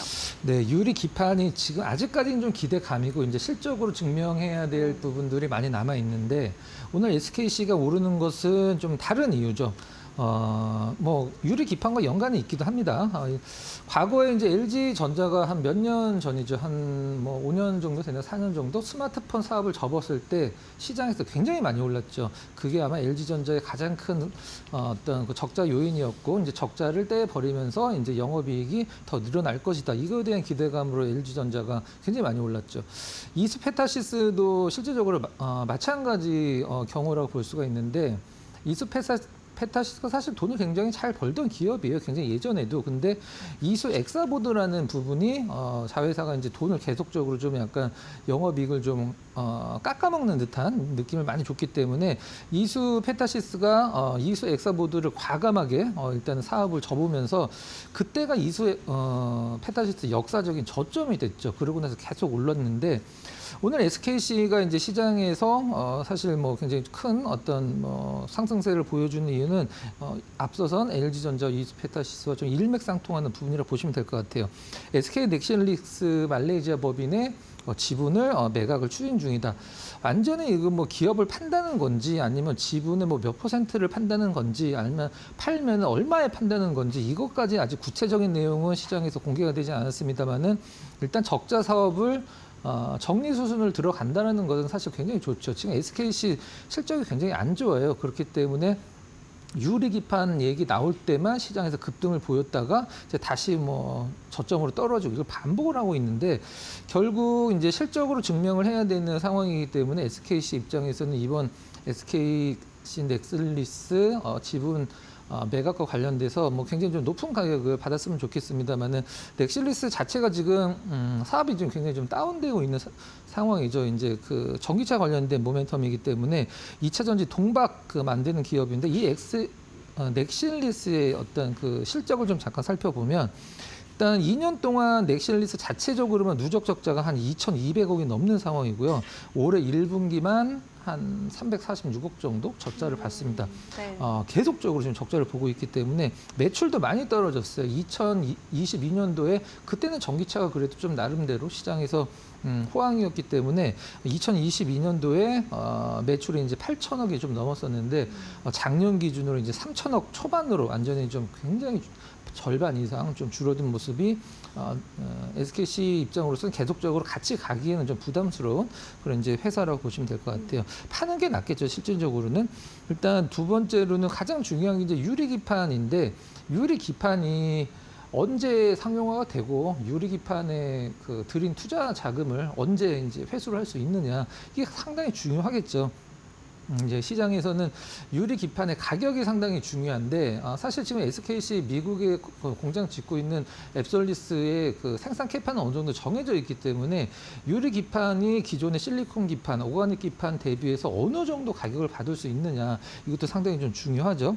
일단 SKC 입장에서는 일단 올해 그 유리 기판의 성능을 좀 마무리를 짓고 내년서부터 상업화를 하겠다, 이렇게 좀 밝히고 있는 상황인데, 엄밀히 얘기해서 사실 기대감은 크지만 시장 상황은 그렇게 녹록한 편은 아닙니다. 일단 기존의 실리콘 기판이나 오가닉 기판으로도 지금 어느 정도 다 되고 있는 상황이고, 시장에서는 유리 기판이 그렇게 범용적으로 쓰이지는 않을 거다라는 지금 분석이 굉장히 좀 많이 대두되고 있는 상황인데, 예를 들어서 뭐 노트북이나 PC나 핸드폰의 기판에도 지금 뭐 기판이 다 기판이 쓰이는데, 그걸 유리 기판으로 대체를 하기에는 가격적인 측면도 그렇고 성능적인 측면이 너무 과하다, 뭐 한마디로 좀 투머치한 성능이다, 이렇게 이제 시장을 평가를 하고 있어서, AI 가속기, 엔비디아에 들어가는 AI 그 칩의 정도만 국한적으로 들어갈 것이다라는 게 지금 초기의 어떤 그 유리 기판의 업황이라고 이제 보시면 될 것 같아요.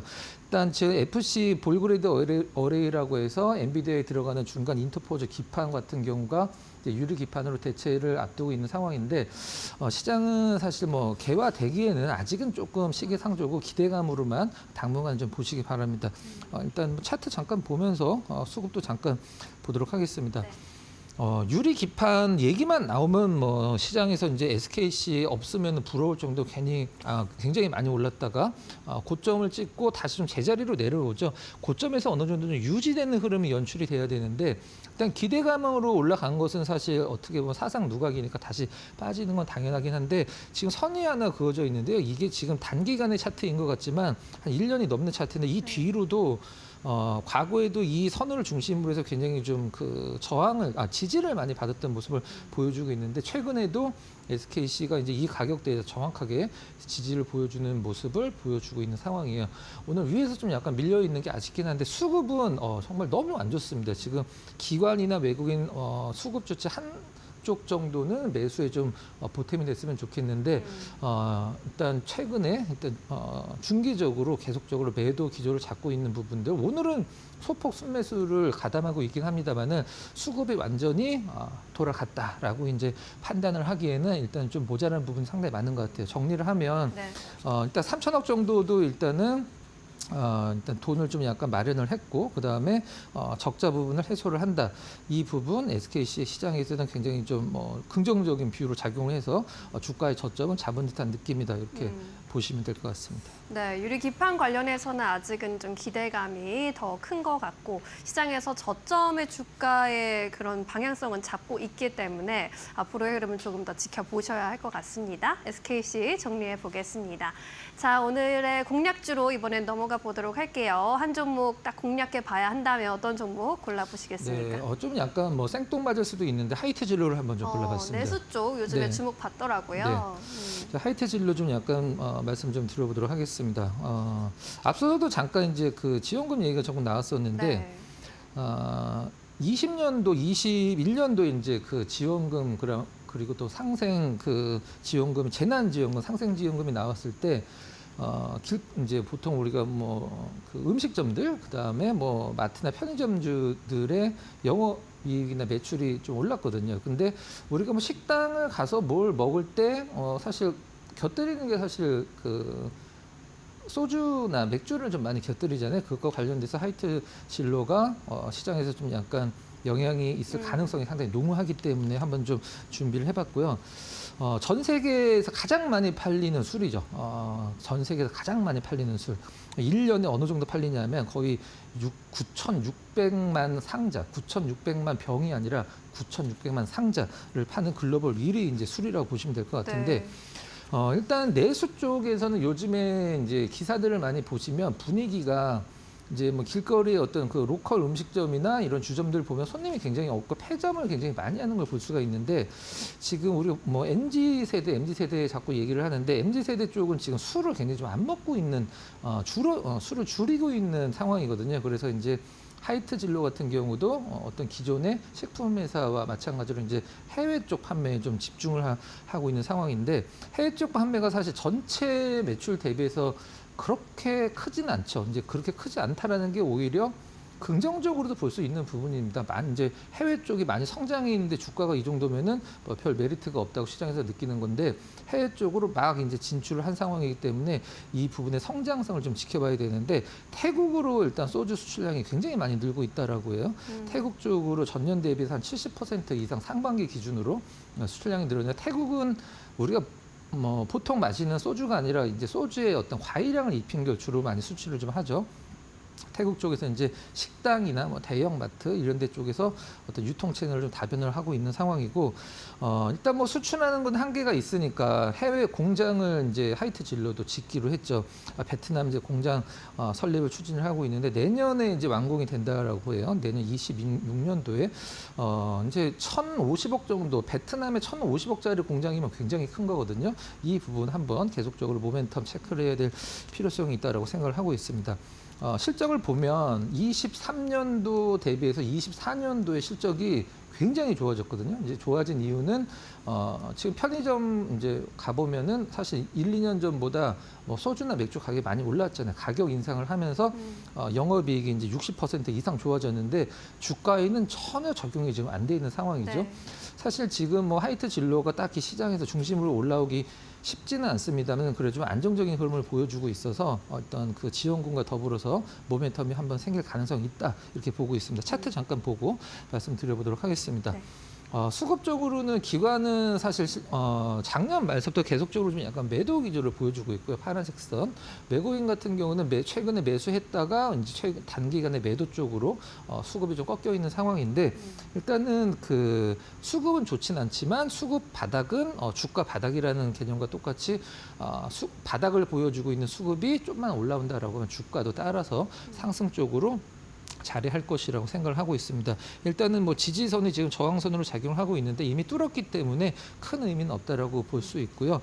가격적인 전략은 뭐 하이트 진로를 여기서 뭐 50%, 100% 수익을 보는 것은 아무래도 무리가 있겠죠. 하지만 이제 바닥을 완전히 다져놨고 실적도 좋아질 가능성이 높기 때문에 좀 소확행 형식으로 좀 접근을 해보도록 하겠습니다. 네. 매수가는 지금 한 2만 원 전후면 사실 뭐 큰 무리는 없다라고 볼 수 있고요. 목표가는 2만 4천 원, 그다음에 손절가는 좀 디테일하게 좀 잡아보도록 하겠습니다. 19,500원 정도 제시를 해드리도록 하겠습니다. 네, 알겠습니다. 지금 내수 회복 기대감도 올라오고 있고 해외 수출 모멘텀 그리고 실적 톤아웃까지 확인됐기 때문에 플러스 쪽으로 볼 수 있겠다라는 의견 주셨습니다. 잘 참고해 보시기 바라겠고요. 오늘 여기서 정리할까요? 자세한 설명 고맙습니다.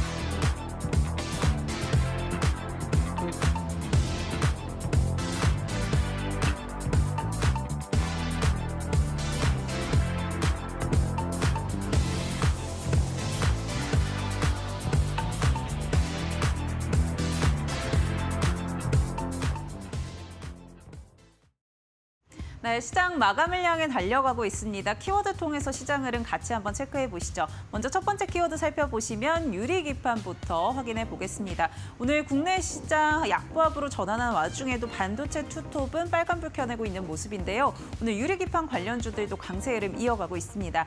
앞서 삼성전기가 애플과 이 유리기판 공급을 논의하고 있다는 소식 지난 5일에 보도가 됐었는데 오늘 다시 한번 애플과 글로벌 고객사에 시제품을 이미 공급했다라는 소식들 더해지면서 관련해서 기대감을 모아가는 모습이었습니다. 오늘 유리기판 관련주들 흐름 같이 한번 체크해 보시면은요. 우선 관련해서 가장 탄력적으로 움직인 건 PIE입니다. 27%대 강세 흐름 이어가고 있고요. 그밖에 SKC도 13%대 급등 흐름 이어가고 있고 YC캠 7%, 램테크놀로지도 5% 가까운 상승 탄력 보여주고 있습니다. 또 삼성전기 관련해서는 오늘 대신증권에서 2분기 실적은 부진하지만 글로벌 경쟁력을 확대해 나가고 있다라고 리포트 내놓으면서 관련한 매수세가 유입되고 있는 모습 확인되고 있습니다. 다음 키워드도 같이 한번 체크해 보시죠.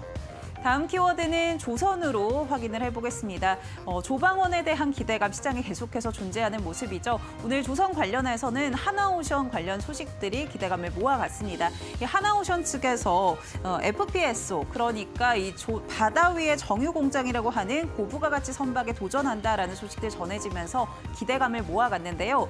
한 척당 1조가 넘는 금액이다 보니까 이 수주 다변화뿐만이 아니라 수익성도 확보할 수 있다라는 기대감들 오늘 시장에 존재했습니다. 관련한 종목들 한번 체크를 해보시면요. 우선 하나오션 같은 경우도 오늘 빨간불 켜내면서 7%대 강세 흐름 이어가고 있고요. 한국카본 5.6%대 강세, HD 현대 마린솔루션도 강하고요. HD 현대 마린엔즈 오늘 신고가 경신을 했습니다. 또 HD 한국 조선해양도 신고가 경신을 했는데 현재는 하락 전환한 모습 한번 체크해 보시면 좋을 것 같습니다. 다음 키워드도 체크해 보시죠. 다음 키워드는 증권으로 잡아봤습니다. 증권주들 오전장에서 강세 흐름을 이어갔는데 현재는 소폭 상승분을 반납한 모습들도 확인되고 있는데요. 이 넥스트레이드가 출범한 지 100일이 돌파가 됐는데 10조 원을 돌파해냈다라는 소식들 전해지면서 어제장 증권주들 강세 흐름 이어갔는데 여기에 이어서 국내 증시 거래 대금도 4년여 만에 최대치를 기록했다라는 소식들 전해지면서 기대감들 계속해서 모아가고 있는 모습들 확인되고 있습니다.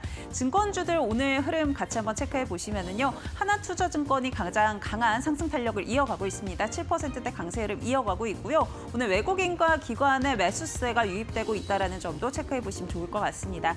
그밖에 상상인증권, 신용증권도 강세 흐름 이어가고 있고 오늘 미래에셋증권, 한국금융지주도 강세 흐름 이어가고 있다는 점 체크해 보시면 도움 될 것 같습니다. 지금까지 김주영이었습니다.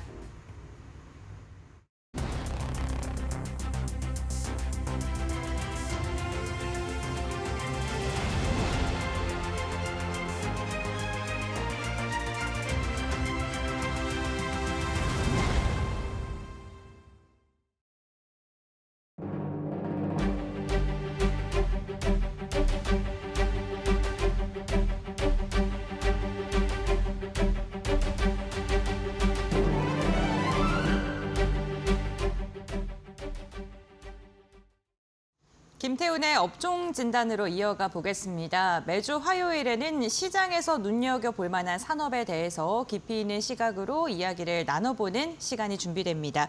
오늘은요, 이재명 대통령의 취임과 함께 남북관계에 대한 개선 기대감이 살아나면서 남북 경협주 앞으로 어떻게 봐야 되는지 이야기를 해보도록 하겠습니다.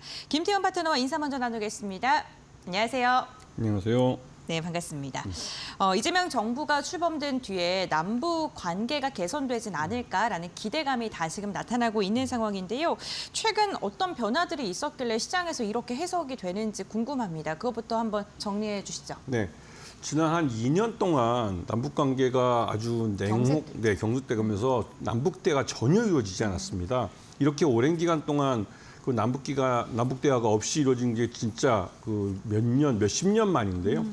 그러다 보니 이번에 새롭게 들어선 이재명 정부에서는 남북 관계를 다시 좀 해소하고 남북 평화를 가져올 수 있는 그런 대화를 하려고 노력을 하고 있습니다. 대표적으로 지금 그 G7 정상회담을 가시기 전에 그 파주 일대 이제 그 접경지 마을을 대통령께서 직접 방문을 하셨습니다. 방문을 하셔가지고 직접 거기서 이제 대북 확성기 방송이나 이 북한의 쇳소리 나는 그런 방송, 대남 방송을 직접 현장에서 들어보셨죠. 그러면서 우리 군에 직접 명령을 내셨습니다. 지시를 내셔서 이 대북 방송을 중단하라고 그 말씀을 하셨고, 이 때문에 지금 그 우리 군은 곧바로 이제 대북 방송을 중단을 했고, 여기에 대해서 북한도 이상한 쇳소리 나오는 방송을 중단하고 북한의 대중가요를 틀어주는 그런 식으로 뭔가 반응을 보였습니다. 이거는 남북 간의 대화를 할 수 있는 기본적인 스탠스가 갖춰졌다라는 것을 서로가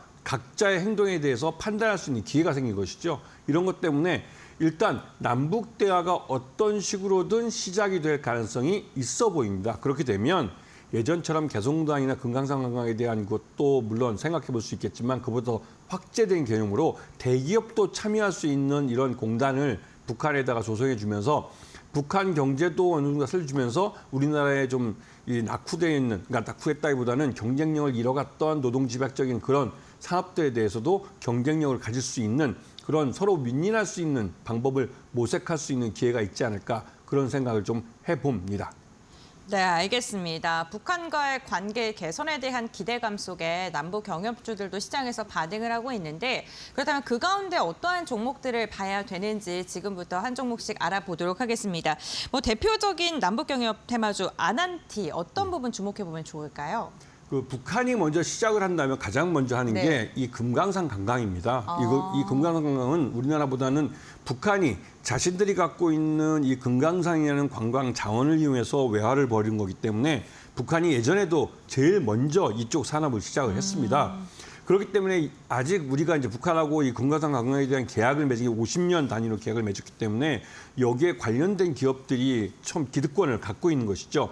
아난티 같은 경우는 이 남북 관계가 경색되고 우리가 북한에서 완전히 철수하기 직전까지 이 금강산 지역의 호텔과 리조트 그리고 골프장 코스를 갖고 있었습니다. 그리고 이 골프장 코스 같은 경우는 갔다 오신 분들이 얘기했을 때 가장 우리나라에 있는 남한에 있는 그 골프장 중에서 가장 수려하다고 그럴까요?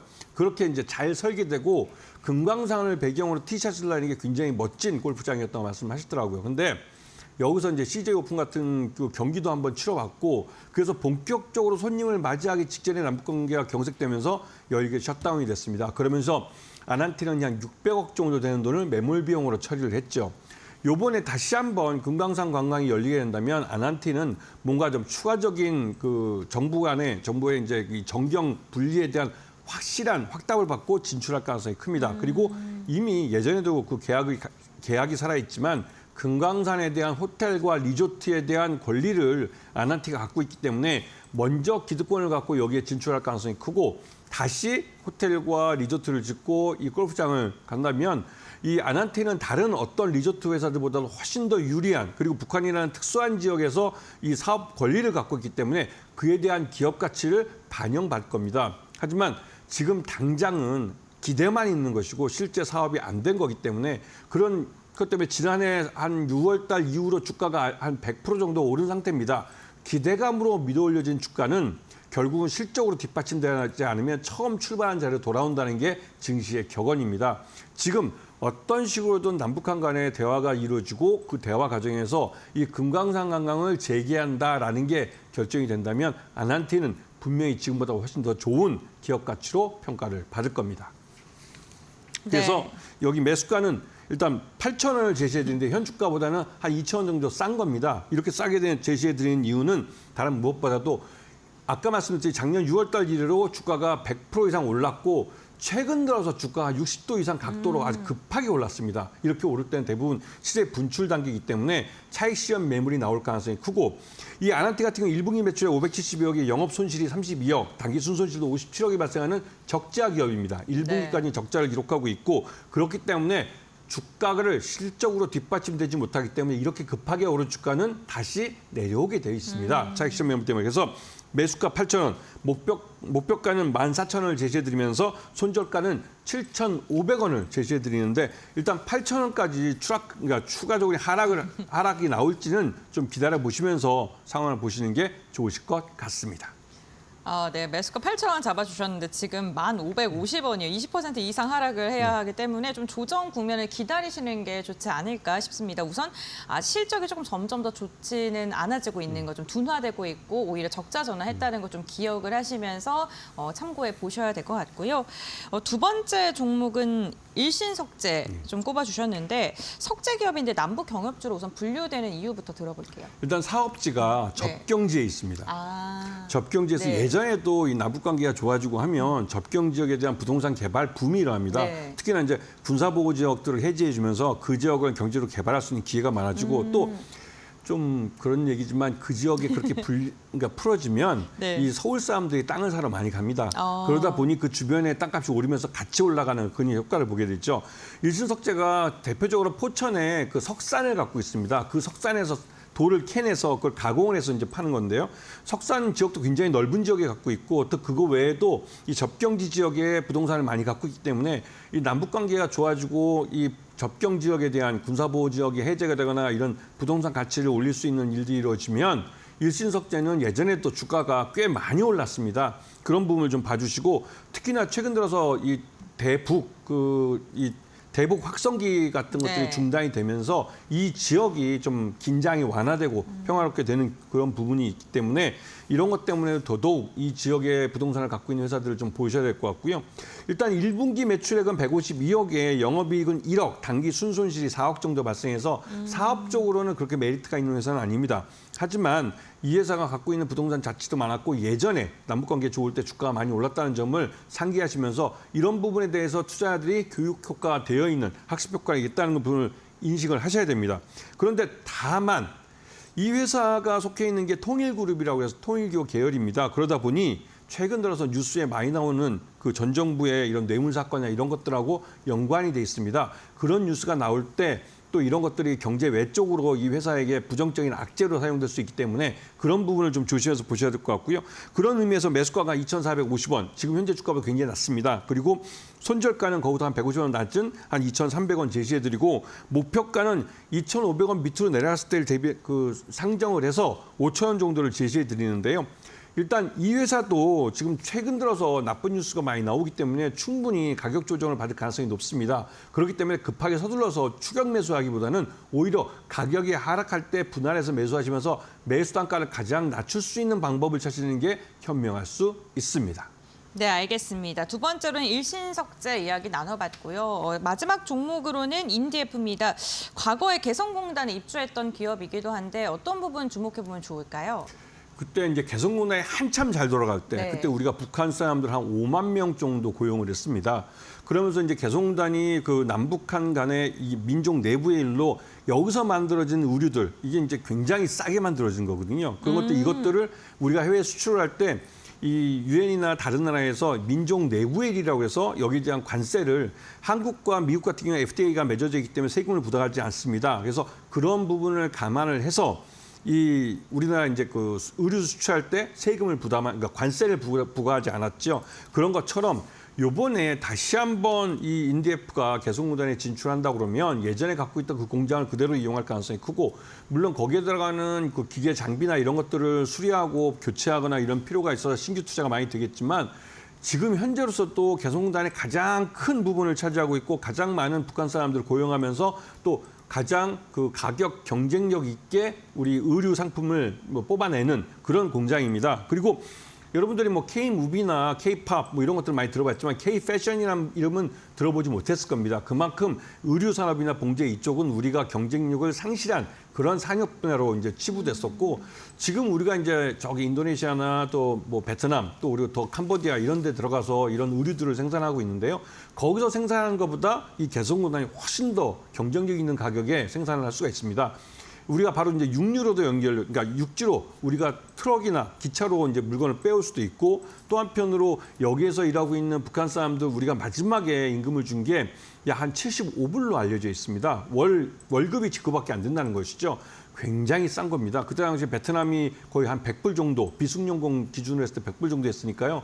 거기보다 훨씬 더 싸게 우리가 북한 사람들한테 임금을 주면서 북한 사람들한테 일을 시킨 것이죠. 그러면서 상품을 만들어냈기 때문에 굉장히 가격이 경쟁력 있는 가격에 나왔습니다. 그래서 중국 의류업체들하고 경쟁해도 우리 한국 기업인 이 인디에프의 경쟁력이 있다고 할 정도로 굉장히 경쟁력 있는 회사였죠. 지금도 인디에프는 자체 공장을 갖고 있지 않습니다. 개성공단이 가동을 하면 개성공단의 공장을 재가동시키기 위해서 자체적으로 공장을 갖고 있지 않고 외주 가공을 주고 있습니다. 그렇기 때문에 인디에프가 이 북한의 이제 개성공단이 다시 재개한다면 가장 큰 수혜를 볼 수 있고요. 그런 의미에서 매수가는 1,100원, 그다음에 손절가는 1,000원을 제시해드리는데 목표가는 일단 2,000원을 제시해드리겠습니다. 그리고 여담이지만 예전에 남북한 간에 한참 이게 개성공단이 잘 될 때 그때 이 인디에프도 그렇고 대부분의 남북 관계된 이런 종목들이 작게는 300%에서 많게는 800%까지 주가가 상승을 했습니다. 그때 당시에는 실적도 굉장히 좋았기 때문에 실적이 주가를 밀어 올리는 그런 모습이었죠. 지금은 일단은 작년 6월 달 이래로 지금까지 남북 경협주들은 1년여 동안 기대감으로 주가가 밀어 올려진 것이고 남북 관련해서 이 경제 협력이 제대로 된 건 없습니다. 그렇기 때문에 기대감으로 올려진 주가는 실적으로 뒷받침되지 않으면 다시 내려올 수도 있다는 부분을 기억하시면서 지금은 마이너스나 있던 파란색을 띌 때 분할해서 매수하시면서 최소한 그러니까 낮은 매수 단가를 만들기 위해서 노력을 하셔야 되고 그렇게 해서 긴 안목으로 보신다면 지금 충분히 싸게 살 수 있는 기회를 잡으실 수 있을 겁니다. 그 실적 얘기해 주시니까요. 지금 말씀해 주신 세 종목 모두 다 실적에서는 손실 구간에 좀 접어들었고 네. 막 남북 경협주 중에서 뭐 현대엘리베이나 이런 거는 그래도 실적 괜찮거든요. 그런 종목 보는 건 어때요? 그 현대베이터 네. 같은 경우는 네. 실제로 현대그룹 이게 현대아산이라고 해서 네. 이제 남북 그 계약을 맺는 회사입니다. 네. 그 회사 그 현대그룹의 모체이자 주력 회사가 현대엘리베이터입니다. 그런데 엘리베이터는 좀 이 기본 산업은 건설업 쪽에 연결이 돼서 네. 고칠 빌딩을 많이 지어야만 수익이 나는 그런 구조입니다. 그리고 또 여타 다른 자회사들 갖고 사업을 하고 있어 거기서 수익이 나서 이제 수익이 좀 괜찮은 편이긴 한데요.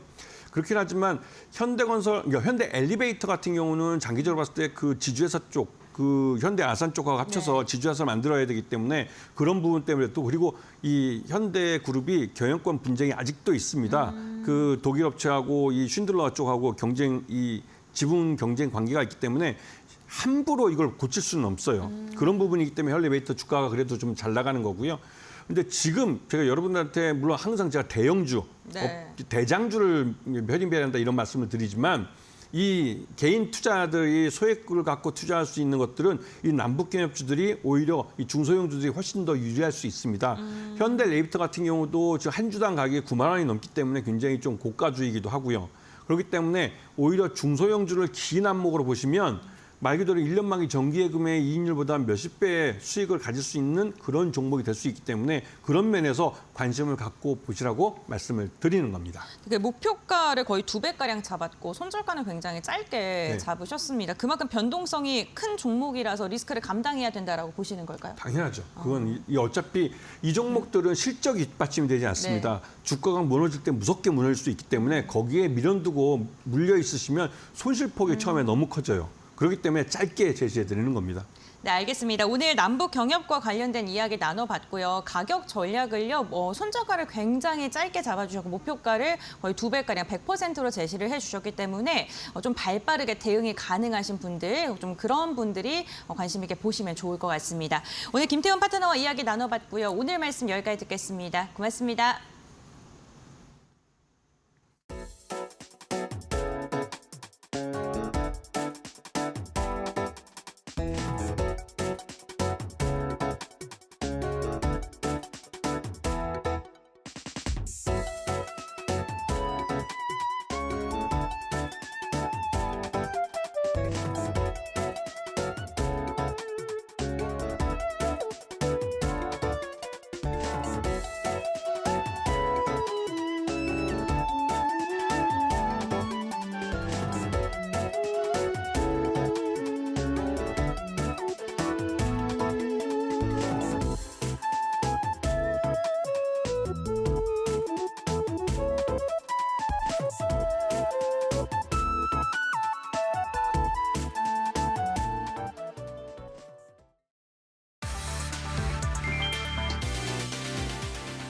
정부가 퇴직연금의 낮은 수익률을 개선하기 위해 디폴트 옵션에서 은행 예적금 등 원리금 보장형 상품의 제외를 본격 검토 중이다. 연 2%대에 머무는 장기 수익률로는 국민 노후 자산이 제대로 불리지 못한다는 판단에서다.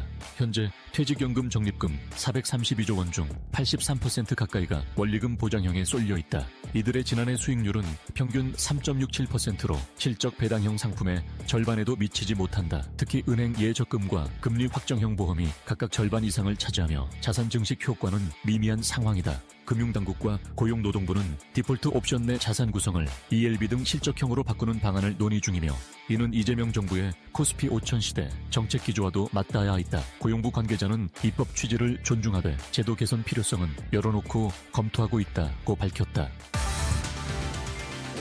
이스라엘과 이란의 군사적 긴장 고조로 국제유가가 오르면서 서울 주유소 휘발유 평균 판매가가 1,700원을 넘어섰다. 16일 한국석유공사 유가정보 시스템 오피넷에 따르면 이날 오전 10시 30분 기준 서울 휘발유 평균가는 리터당 1,705.98원으로 전국 평균은 1,631.72원이다. 경유도 서울 기준 1,584.26원으로 상승했다. 국내 유가는 최근 5주 연속 하락세였지만 미국 이란 협상 차질, 러시아 우크라이나 휴전 지연, 캐나다 산불 등으로 국제유가가 오르면서 다시 상승 전환했다. 국제유가 변동은 보통 2, 3주 뒤 국내 가격에 반영된다. 석유업계는 최소 1, 2주간 주유소 가격이 더 오를 것으로 보고 있다. 중동 상황이 악화돼 호르무즈 해협이 차단될 경우 국제유가가 배럴당 $100를 넘을 수 있다는 우려도 나온다.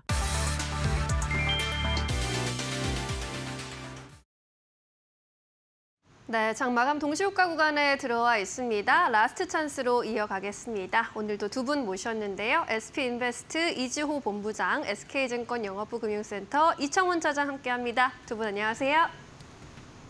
네, 반갑습니다.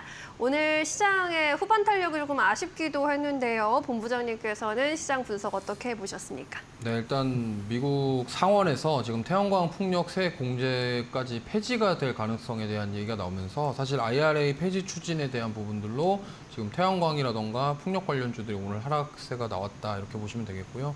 사실 그동안 뭐 말들이 많았지만 결국에는 지금 이렇게 되는 그림이 사실 상승 탄력을 좀 제한하고 있다 이렇게 볼 수도 있겠고요. 네. 원전 같은 경우는 이쪽에서 좀 자유롭기 때문에 오히려 오늘 좀 상승이 나왔지만 뭐 일부 종목군들이 차익 매물이 좀 나왔지만 그래도 대부분 종목군들이 상승 마감했다라는 점 참고하시면 좋을 것 같고요. 그다음에 이제 AMD의 새 가속기에 이제 삼성 HBM 제품이 채택됐다는 소식과 함께 오늘 반도체 소부장 그리고 유리판주까지도 일제히 상승이 나왔습니다. 특히나 SK 하이닉스 같은 경우는 오늘 신고가를 경신을 했는데요. 사실 삼성전자 같은 경우는 좀 상승이 나왔지만 많은 분들이 좀 아쉬움을 좀 많이 가지고 계실 겁니다. 왜냐하면 SK 하이닉스는 이렇게 강한데 지금 삼성전자는 생각보다 힘을 내주지 못하고 있어서 하지만 제가 봤을 때는 지금 AMD에 납품하는 소식과 함께 지금 삼성전자에서 계속적으로 뭐 CXL이라던가 지금 기타 뭐 파운드리와 관련된 부분들 이런 사업에 대해서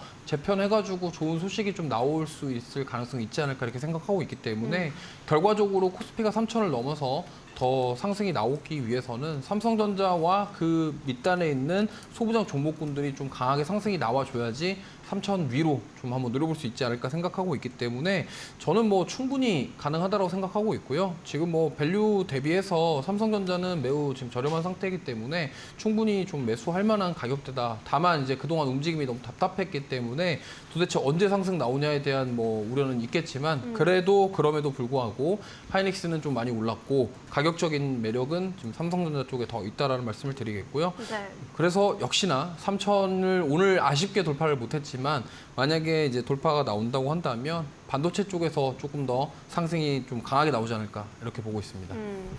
지금 그 어느 때보다 삼성전자 접근해볼까 하시는 분들 많을 것 같은데 매수할 만한 가격대다라고 이야기해 주시네요. 차장님께서는 오늘 시장 어떻게 분석해 보셨습니까? 예, 저는 다른 것보다 선물 시장에서의 코스피 200 선물이 400포인트를 오늘 돌파를 했다라고 하는 거. 다른 것보다 저 같은 경우에는 파생상품 시장에서의 움직임을 아침부터 보고 있다 보니까 외국인들이 오늘 9시 개장 전에 이미 콜옵션을 50억 원에 딱 매수를 해두었습니다. 시장을 어떻게든 올리겠다는 거죠. 참고로 지난 6월부터 저도 매일 아침마다 파생상품 시장에서의 움직임을 지켜보는데 선물과 현물보다는 우선은 외국인들이 특정 포지션의 방향 옵션을 매수를 딱 해놓습니다. 그리고 시장이 거기에 따라서 움직입니다. 오늘도 시장은 그렇게 움직였습니다. 장 후반으로 가면서 외국인들이 선물이 되든 콜이 되든 풋이 되든 크게 지금 변화가 없다라고 하는 것은 지금 시장의 변화를 일으킬 수 있을 만한 특정 수급은 나오지 않는다라고 생각하시면 좋을 것 같고요. 외생 변수로 작용하고 있는 미증시의 흐름이 지금 견고하죠. 그렇다면 미증시로부터 얻을 수 있는 충격은 국내 증시는 우선 없다라고 생각하시면 좋을 것 같습니다. 기타 오늘 트럼프 대통령이 G7 정상회의 중간에 나온다라고 하는 이야기가 유입이 되었습니다. 이게 이란과 이스라엘의 중동 지방에서의 전쟁, 개인적으로는 시장이 밀린 게 그 부분 때문이 아닌가라는 생각이 들었는데 만약에 해당 변수가 빨리 마무리되면 시장은 여기에서 또 뻗어갈 겁니다. 그리고 그 핵심 변수는 역시나 내생 변수로 작용할 수 있을 만한 국내의 여러 가지 측면에서의 변수들 그리고 신정부가 출범함에 따라 여기에 따른 기대감이 지금 시장에 고스란히 묻어나고 있는 거죠. 코스피는 3,000포인트가 이제 목전에 있습니다. 오늘 2,998포인트까지 올라갔는데요. 3,000을 향해 지금 가는 건 아닌 것 같습니다. 적어도 제가 판단했을 때는 지난 시기에 기록했던 지난 2021년 이때 기록한 3,316포인트 여기를 향해 가고 있다라고 생각하시면 좋을 것 같습니다. 그리고 저는 이 가격대 이 지수대를 결국에는 돌파할 것이다. 그리 생각을 하고 있고요. SK 하이닉스가 오늘 장중에 4% 이상 올라가는 모습이 나왔습니다. 삼성전자도 마찬가지죠. 자세히 들여다보면 두 종목이 가지고 있는 시총에서의 전체적인 비율이 20% 정도 되니까 다른 모든 거 배제하고 삼성전자와 SK 하이닉스 이 두 종목이 오늘 코스피를 무려 0.8%나 올린 것과 같습니다. SK 하이닉스가 52주 신고가를 기록을 하고 조금 눌리다 보니까 시장 역시나 밀리긴 했지만 장 후반에 일정 부분 반등세가 지금 나오는 거죠. 시장은 최근 며칠 이번 주에 이란과 이스라엘의 분쟁 그게 시작이 되면서 한 차례 조정이 나오는 듯 했습니다만 그걸 하루 만에 이겨내는 거죠. 그만큼 힘은 강합니다. 그 가운데 삼성전자는 아직도 먹을 게 많죠. 6만 원만 조금 넘어가면 언제나 나오는 조정. 이제는 6월, 7월 그리고 지금부터 이어질 반도체 특히 D램과 낸드 쪽에서의 재고가 정상화되는 가운데 가격 상승이 이어진다면 삼성전자와 SK하이닉스의 주가도 더 오를 수밖에 없을 것이다라고 보여집니다. 그게 의미하는 것은 결국에는 우리 증시는 여기가 고점이다라고 생각을 하기보다는 반도체 섹터 위주로 그리고 시총 대형주 위주로 움직임이 더 이어질 수 있기 때문에 여러분들이 시장에 대해서는 계속해서 긍정적으로 바라보면 좋을 것 같고요. 외국인들이 지금 가장 좋아하는 아시아 증시 우리나라입니다. 기타 국가에 비해 압도적으로 매수세가 강합니다. 지난 10년 동안의 평균적인 외국인 지분율 아직까지도 미치지 못합니다. 들어올 수 있는 여력이 더 있다라고 하는 것은 결국에는 코스피는 더 오를 수 있다라고 하는 것이고요. 기존의 조선 그리고 방산, 원전 약간 주춤하는 모습은 보이고 있다 할지라도 시장은 언제나 순환의 장세입니다.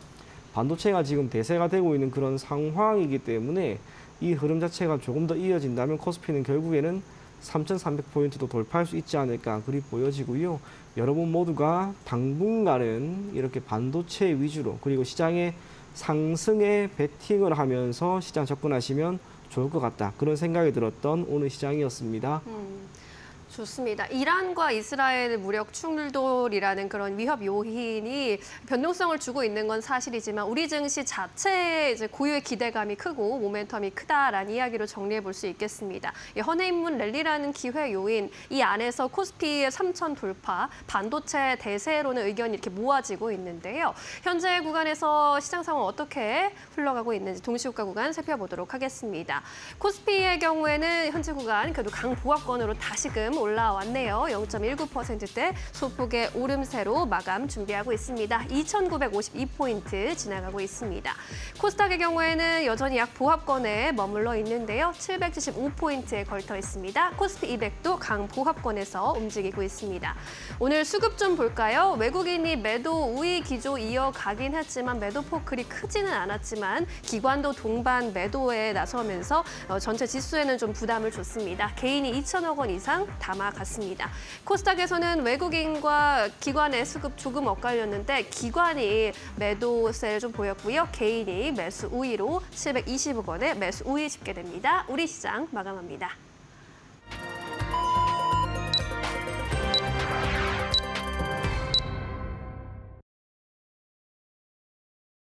네, 6월 17일 화요일장 국내 증시 마무리가 됐습니다. 개장 직후에 탄력을 보여주면서 기대감이 커졌었던 우리 시장, 한시 구간을 중심으로 지수가 좀 무너지는 모습이 나타났다가 다시금 장 막판에 힘을 내주려는 시도가 눈에 띄었는데요. 그렇다면 트레이딩 뷰를 통해서 조금 더 자세한 종목별 상황, 분위기 함께 살펴보시죠. 오늘 우리 시장 지수가 혼란스러웠던 만큼 종목군들도 혼조세가 펼쳐졌습니다. 반도체 기업들은 그래도 굳건하게 버텨주려는 모습 상승폭이 눈에 띄었고요. 이와 함께 방산 관련 기업들 일부 종목을 중심으로 힘을 내줬는데 원전이 조금 하루 쉬어가는 모습이었습니다. 이와 함께 조선 관련된 기업들 보게 되더라도 한화오션은 무려 7.8% 강한 상승 보였지만 삼성중공업은 1%가량 빠지는 모습, 엇갈리는 모습이 눈에 띄었습니다. 금융 같은 경우에도 혼조세가 보였는데요. 전반적으로 분위기는 경색된 모습이 나타났고요. SK스퀘어 지주사 가운데서는 2%가량의 강한 상승을 보이면서 마감을 했습니다. 오늘 왕성차 기업들이 힘을 내주는 모습이 특징적이었고요. 바이오는 한 걸음 쉬어가는 모습 그리고 인터넷 대표주들 최근 흐름이 좋았었는데 오늘 같은 경우에는 네이버와 카카오 일제히 1에서 2%가량의 내림세가 포착이 됐습니다. HMN 같은 경우에도 최근에 좀 시세를 분출하는 듯 했다가 오늘 같은 경우는 5%가량의 강한 하락세를 보이면서 마감을 했습니다. 섹터 내에서도 엇갈린 움직임을 보이는 종목들이 많다는 점 참고하시면 좋을 것 같고요. 이어서 코스닥도 함께 살펴보시죠. 네, 코스닥 같은 경우에는 하락으로 마감된 종목군들이 제약바이오에 대거 포진되어 있는 모습이 나타나고 있는데요. 그 가운데서도 비만약과 관련된 일부 종목을 중심으로는 버텨주려는 모습이 나오고 있습니다. 인적 분할 이슈가 있는 파마리서치는 8%가량의 하락세가 나왔고요. 펩트론 같은 경우 0.9%가량 소폭의 상승, 삼천당 제약은 2% 이상의 상승이 나왔습니다. 오늘 코로나19 관련된 기업들도 일부 종목을 중심으로 시세가 나왔고요. 시젠 같은 경우 2%가량의 상승력을 보이면서 마감이 됐습니다. 다만 바이오 USA의 개막에도 불구하고 그 기대감에도 불구하고 바이오 관련 기업들의 힘이 좀 그다지 크지 않다는 점 체크해 보셔야 될 것 같고요. 반도체가 시장을 좀 견인했습니다. 밑에를 좀 받쳐주는 모습이 나타났는데 동진 세미캠이 3%가량 상승이고요. YC도 4%가량의 오름세가 나오고 있고 원익 IPS 같은 경우 3%가량 상승하면서 반도체 소부장 관련 기업들의 흐름은 괜찮았고요. 2차 전지와 로봇 같은 경우에는 약한 모습 특징적이었습니다. 게임주 가운데서는 펄어비스가 무려 6%가량의 강한 상승 보이면서 마감을 했습니다. 다음으로는 지수 흐름 함께 살펴보겠습니다. 오늘 지수 마감 상황 보면요. 코스피가요. 장중에 2,998까지 올라섰습니다. 단 2포인트를 눈앞에 두고 3,000포인트를 찍지 못한 채 마감을 했는데요. 오늘 0.12%가량 상승하면서 2,950선의 종가를 체결했고요. 대형주가 조금 더 흐름 좋았습니다. 코스피 200의 상승률은 0.26%가량의 강세를 마감을 했습니다. 코스닥 같은 경우 오늘 0.2% 빠지면서 엇갈린 모습으로 종가를 체결했네요. 다음으로는 수급 상황 함께 살펴보겠습니다. 외국인과 기관의 쌍끌이 매도세가 오늘도 유가증권 시장에서 포착이 됐습니다. 개인만 매수를 하니까요. 증시의 상승 동력으로 작용하기에는 수급이 다소 부담스러운 측면이 있었고요. 코스닥도 함께 보시죠. 코스닥 같은 경우에도 기관의 매도세가 나오고 있습니다. 700억 원가량의 물량을 던졌고요. 그 물량을 개인과 외국인이 소화해주려는 모습. 외국인이 양시장에서 다른 포지션을 취했습니다. 다음으로는 시가총액 상위 종목 살펴보도록 하겠습니다. 오늘 삼성전자가 종가에도 1.5%가량의 굳건한 모습 나타났습니다. 오늘은 6만 전자 터치할 수 있을까 기대했었는데 결국에는 터치는 못했습니다. SK하이닉스 같은 경우는 시가보다는 낮지만 그래도 0.4%가량 상승하면서 마감했고요. 장중에 26만 원 터치하는 움직임도 나타났습니다. 2차 전지가 시장에서 전반적으로 약할 것이다라는 우려가 나왔음에도 불구하고 LG엔솔 같은 경우에는 0.3% 상승으로 마감했고요. 방산주 가운데서 한화에어로스페이스 그동안 많이 올랐습니다. 오늘은 차익 매물이 출회가 됐습니다. 다음으로는 6위부터 10위 함께 보시죠. 네, 현대차와 기아 좋았고요. 금융주 약했습니다. 그리고 현대중공업 역시나 2.7%가량 빠진 채 마감했습니다. 오늘은 11위부터 15위권도 보시죠. 네, 오늘 시장에서 좀 주목을 해볼 만했던 종목이요. 두산 에너빌리티였습니다. 장중에 시가총액 10위를 터치하는 모습도 나타났습니다.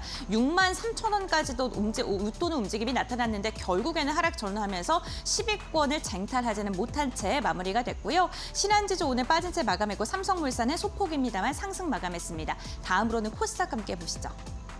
네, 코스닥 1위부터 5위입니다. 전반적으로 약한 흐름이 나타났고요. 그 가운데서도 로봇주 굉장히 약했고 2차 전지도 빠지는 모습, 알테오젠이 힘을 못 썼습니다. 어제는 알테오젠이 좀 받쳐주는 모습이었는데 오늘 같은 경우에 1.9%가량 하락으로 마감을 했습니다. 다음 6위부터 10위 함께 보겠습니다. 네, 오늘 미용 관련된 기업들 좀 약한 가운데 클래시스가 그래도 버텨주려는 모습이었고요. 파마리서치 인적 분할 소식으로 하루 걸러 하루 사이 급등락 반복하고 있습니다. 오늘은 급락이고요. 펩트론 0.9% 상승, 리가켄바이오는 오히려 2%가량 빠지면서 바이오 안에서도 움직임이 좀 엇갈리는 종목들이 많았습니다. 네, 이렇게 화요일장 저희 주식시장 흐름 함께 확인을 해봤고요. 다음으로는 환율 시장 어떻게 흐름 흘러갔는지 한번 살펴보도록 하겠습니다. 오늘 우리은행의 최진호 연구원 연결해 보겠습니다. 안녕하십니까? 예, 안녕하십니까. 최진호입니다. 네, 반갑습니다. 오늘 외환시장 동향은 어떻게 흘러갔을까요? 예, 금일 달러 환율은 1,360원에 개장을 했습니다. 최근에 글로벌 외환시장의 가장 큰 변동 요인은 아무래도 중동 지역의 재정학적 리스크를 꼽을 수가 있겠는데요.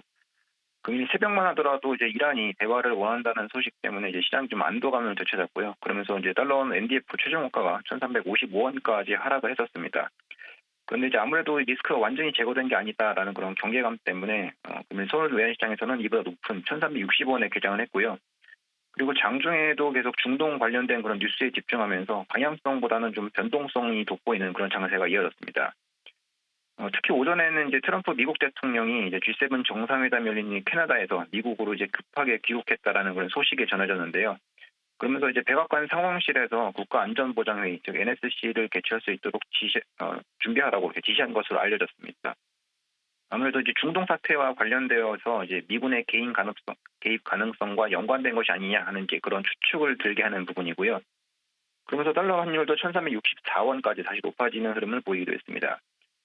최근에 중동 사태를 제외하고 나면 글로벌 금융시장의 분위기는 이제 위험 선호 심리가 좀 살아나는 환경이면서 또한 달러도 같이 하락할 수 있는 그런 분위기인데요. 중동 사태가 아무래도 계속해서 현재 진행형이고요. 또 이로 인한 이제 유가 반등이 글로벌 인플레이션 압력을 다시 자극할 수 있다는 그런 우려가 상존하고 있습니다. 이런 지정학적인 위험 때문에 외환시장에서는 이제 적극적인 방향성보다는 이제 뉴스에 좀 의존하는 그런 변동성 장세가 이어지는 모습이다. 이렇게 정리할 수 있을 것 같습니다. 이상입니다. 네, 미국 트럼프 대통령이 미국으로 다시 돌아가면서 중동도 중동인데 그거보다 더 큰 일이 있다라는 이야기를 또 SNS에 올린 것으로 확인되고 있습니다. 뭐 이러한 여러 가지 대외적인 리스크가 또 오늘 환율 변동으로 이어지지 않을까 걱정도 되는데 어떻게 보십니까? 예, 이번 주는 일단 앞에서 말씀드린 바와 같이 그럼 중동 사태라든지 이런 여러 가지 뉴스들이 어떻게 흘러가느냐라는 지금 예측할 수 없는 부분이 가장 큰 불확실성인 것 같습니다. 이런 대부분들의 상황들이 이제 정치적인 부분이기 때문에 특정 결과를 예단하고 나서 선제적으로 포지션을 잡기가 굉장히 힘든 그런 상황입니다. 그래서 당분간은 달러 환율도 방향성보다는 이런 이벤트에 좀 좌우지되는 이벤트 드리븐 장세가 좀 이뤄질 수 있다라는 그런 판단이고요. 그래서 예측보다는 좀 대응이 중요한 장세가 이어질 것 같습니다. 이런 지정학적 이슈 말고 이제 펀더멘탈적인 부분 좀 살펴보게 되면요, 가장 중요한 게 이제 통화 정책 이벤트들이 많이 모여 있다라는 것인데요. 이번 주는 이제 미국, 일본, 영국 등 주요 선진국들의 이제 통화정책 회의가 예정이 되어 있고요. 이 중에서 아무래도 제일 중요한 것은 이제 미국 연준의 FOMC일 텐데요. 현지 시간으로는 이제 18일, 그리고 한국 시간으로는 19일 새벽에 결과를 확인할 수 있겠고요. 일단 기준금리 자체는 현재 수준인 상단 4.5%에서 동결할 것으로 예상이 되고 있습니다. 하지만 6월 FOMC 같은 경우에는 이제 연준의 포워드 가이던스를 확인해 볼 수 있는 점도표가 함께 공개되기 때문에 이것을 주목해서 좀 봐야 되는데요. 작년 12월에 이어서 올해 3월까지는 연준의 스탠스가 그래도 올해는 2회 정도, 그러니까 52p 정도는 기준금리 인하를 할 수 있을 것 같다라는 것이었습니다. 이것이 이번 달에 공개되는 점도표에서도 유지될 수 있을지 이것을 주목해서 봐야 될 것 같고요.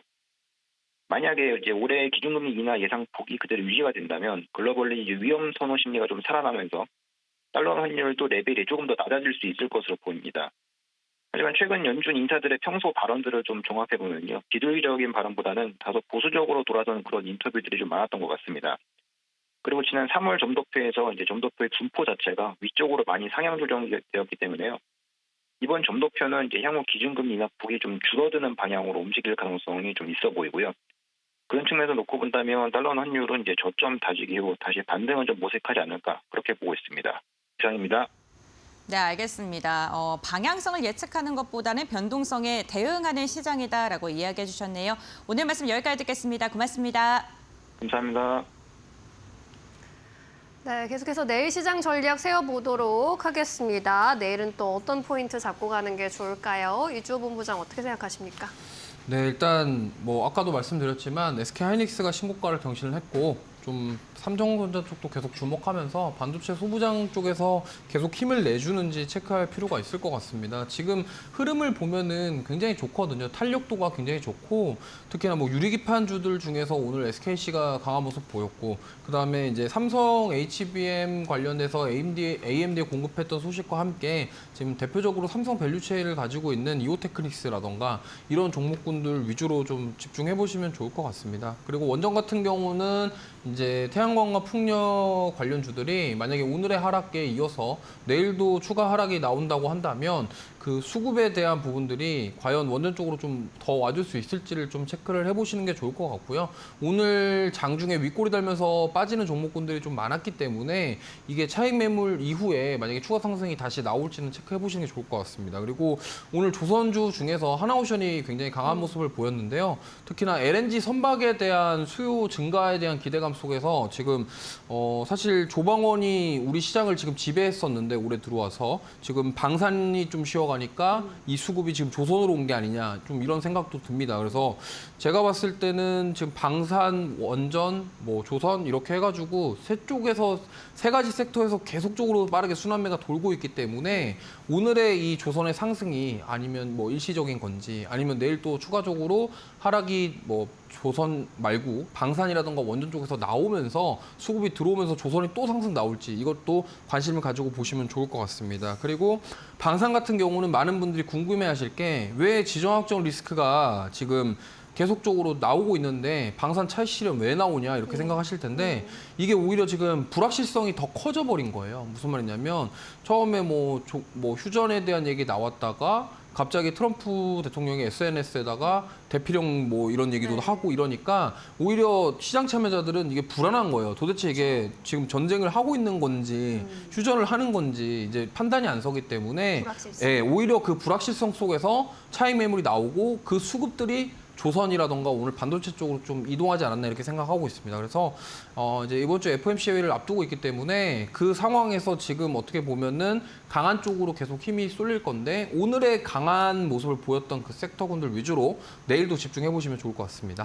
좋습니다. 지금 이 주도주 안에서의 순환매는 계속 일어날 것으로 보인다라는 의견 주셨고요. 이창원 차장께서는 어떤 포인트 잡고 내일장 대응하실 예정일까요?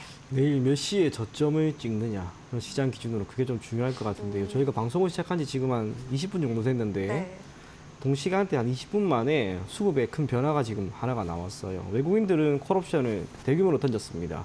개인은 모조리 다 샀어요.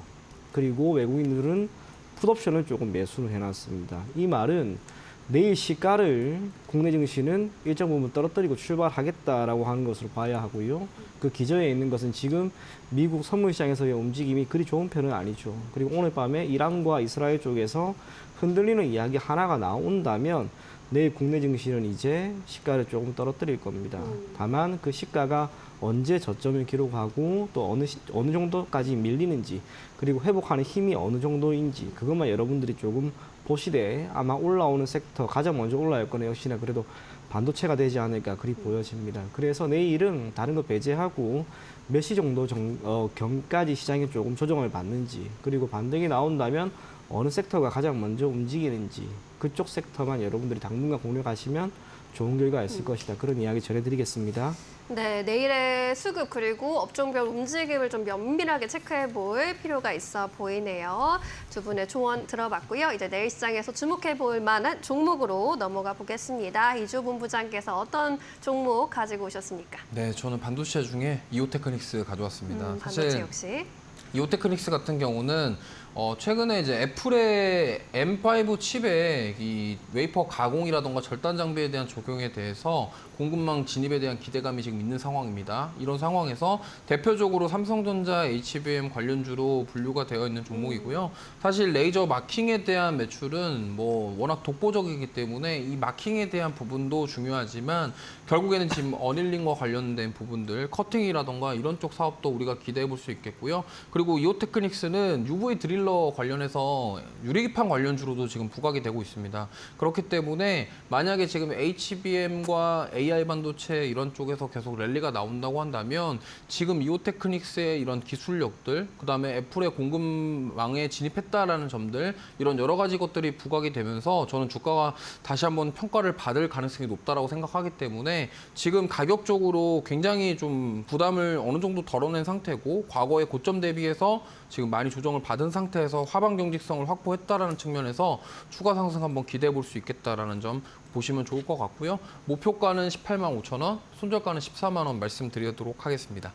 이오테크닉스 주목해보자라는 의견 주셨습니다. 차장님께서는 어떤 종목 주목하고 계실까요? 네, 저는 SMCG라고 하는 기업인데요. 네. 섹터는 화장품입니다. 화장품 쪽이 여전히 견고합니다. 경영 환경이 좋고요. 관련된 기업들 대다수가 최근에 52주 신고가가 나왔거나 그리고 함께 실적도 지금 견고하게 잘 나오는 거죠. 유리용기를 시장에 공급하고 있는데 국내 경우에는 이걸 시장에 공급하는 기업이 소수 몇 개 정도로 제한적입니다. 그 이유 중에 하나가 유리용기를 만들기 위해서는 용해로가 필요한데 이 용해로를 가열시키는 데만 몇 달이 걸립니다. 그러다 보니 진입장벽이 매우 높은 거죠. 거기에 장치 산업이기 때문에 고정비가 대략 80% 정도나 나옵니다. 가터 잘못 혹은 경영 환경이 안 좋을 때는 적자가 대폭 늘어납니다. 반면 지금은 우선 그런 상황이 아니다라고 하는 점에서 동사가 실적이 지금 괜찮은 거죠. 1분기 때 영업이익 대략 10억 원 정도가 나왔는데 2분기는 지금 25억 이상이 전망이 됩니다. 거기에 영업이익률 동안 기존에는 7.6% 정도였으나 이게 2분기부터는 14에서 15% 정도까지 전망이 되는 거죠. 이러한 가운데 주가는 아쉽게 크게 움직이지 못하고 지금 제자리에 있습니다. 최근 실리콘2가 6만 원을 넘어가는 그런 모습을 보였음에도 불구하고 화장품 쪽에서 불기둥이 적지 않게 나왔음에도 불구하고 동사가 지금 못 움직이고 있는 거죠. 그렇다면 2분기 때 실적이 사전의 주가에 크게 반영된 것은 아니다라고 적어도 봐야 하고요. 화장품 관련된 기업들의 실적이 이렇게 좋게 나왔을 때 용기를 시장에 공급하는 동사 또한 수혜는 자연스럽게 이어지지 않을까 그리 보여집니다. 그래서 SMCG가 지금처럼 주가가 움직이지 않을 때 여러분들이 좀 보셨으면 좋겠습니다. 지난 5월 8일에 기록한 고가인 7,490원은 무난하게 넘어갈 것이다. 그리 보여집니다. 1차적으로 목표 가격은 7,500원 제시해 드리고요. 손절 가격은 5,000원 제시해 드리도록 하겠습니다. 네, 반도체 그리고 화장품 업종에서 내일장 공략주 각각 골라주셨습니다. 이제 내일장 시장 한마디 요청해 보도록 하겠습니다. 본부장님 어떤 메시지 주시겠어요? 네, 이제 뭐 반도체 적극적으로 사야 할 때다 이 말씀을 좀 드리면서 네. 지금 가격적으로 부담이 적은 종목군들이 굉장히 많기 때문에 소부장단 주목해 보시면 좋을 것 같습니다. 네, 반도체 소부장단 보자라고 이야기해 주셨습니다. 우리 이청원 차장께서는요? 네, 저는 우리도 3,000포인트 시대. 물론 당장 내일은 아니어도 괜찮습니다. 우리나라 경제 상황이 이렇게 좋은데 그리고 경제가 분명히 성장하고 있는데 그걸 증시는 반영하지 못하는 거죠. 3,000포인트 넘어가도 전혀 이상하지 않은 국가다라고 하는 점에서 이제 3,000포인트 시대에 우리 한번 만끽해보자 그런 이야기 전해드리겠습니다. 네, 기분 좋은 메시지입니다. 꼭 그렇게 되길 바라면서 이 시간 정리하겠습니다. 두 분 말씀 고맙습니다.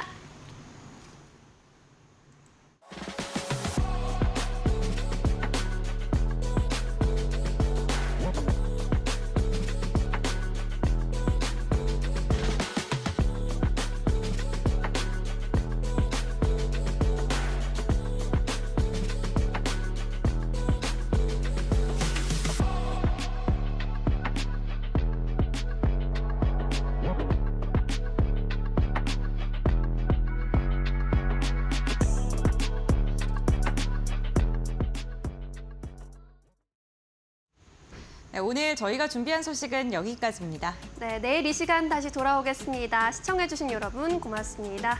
오늘도 내일도 파이널 샷!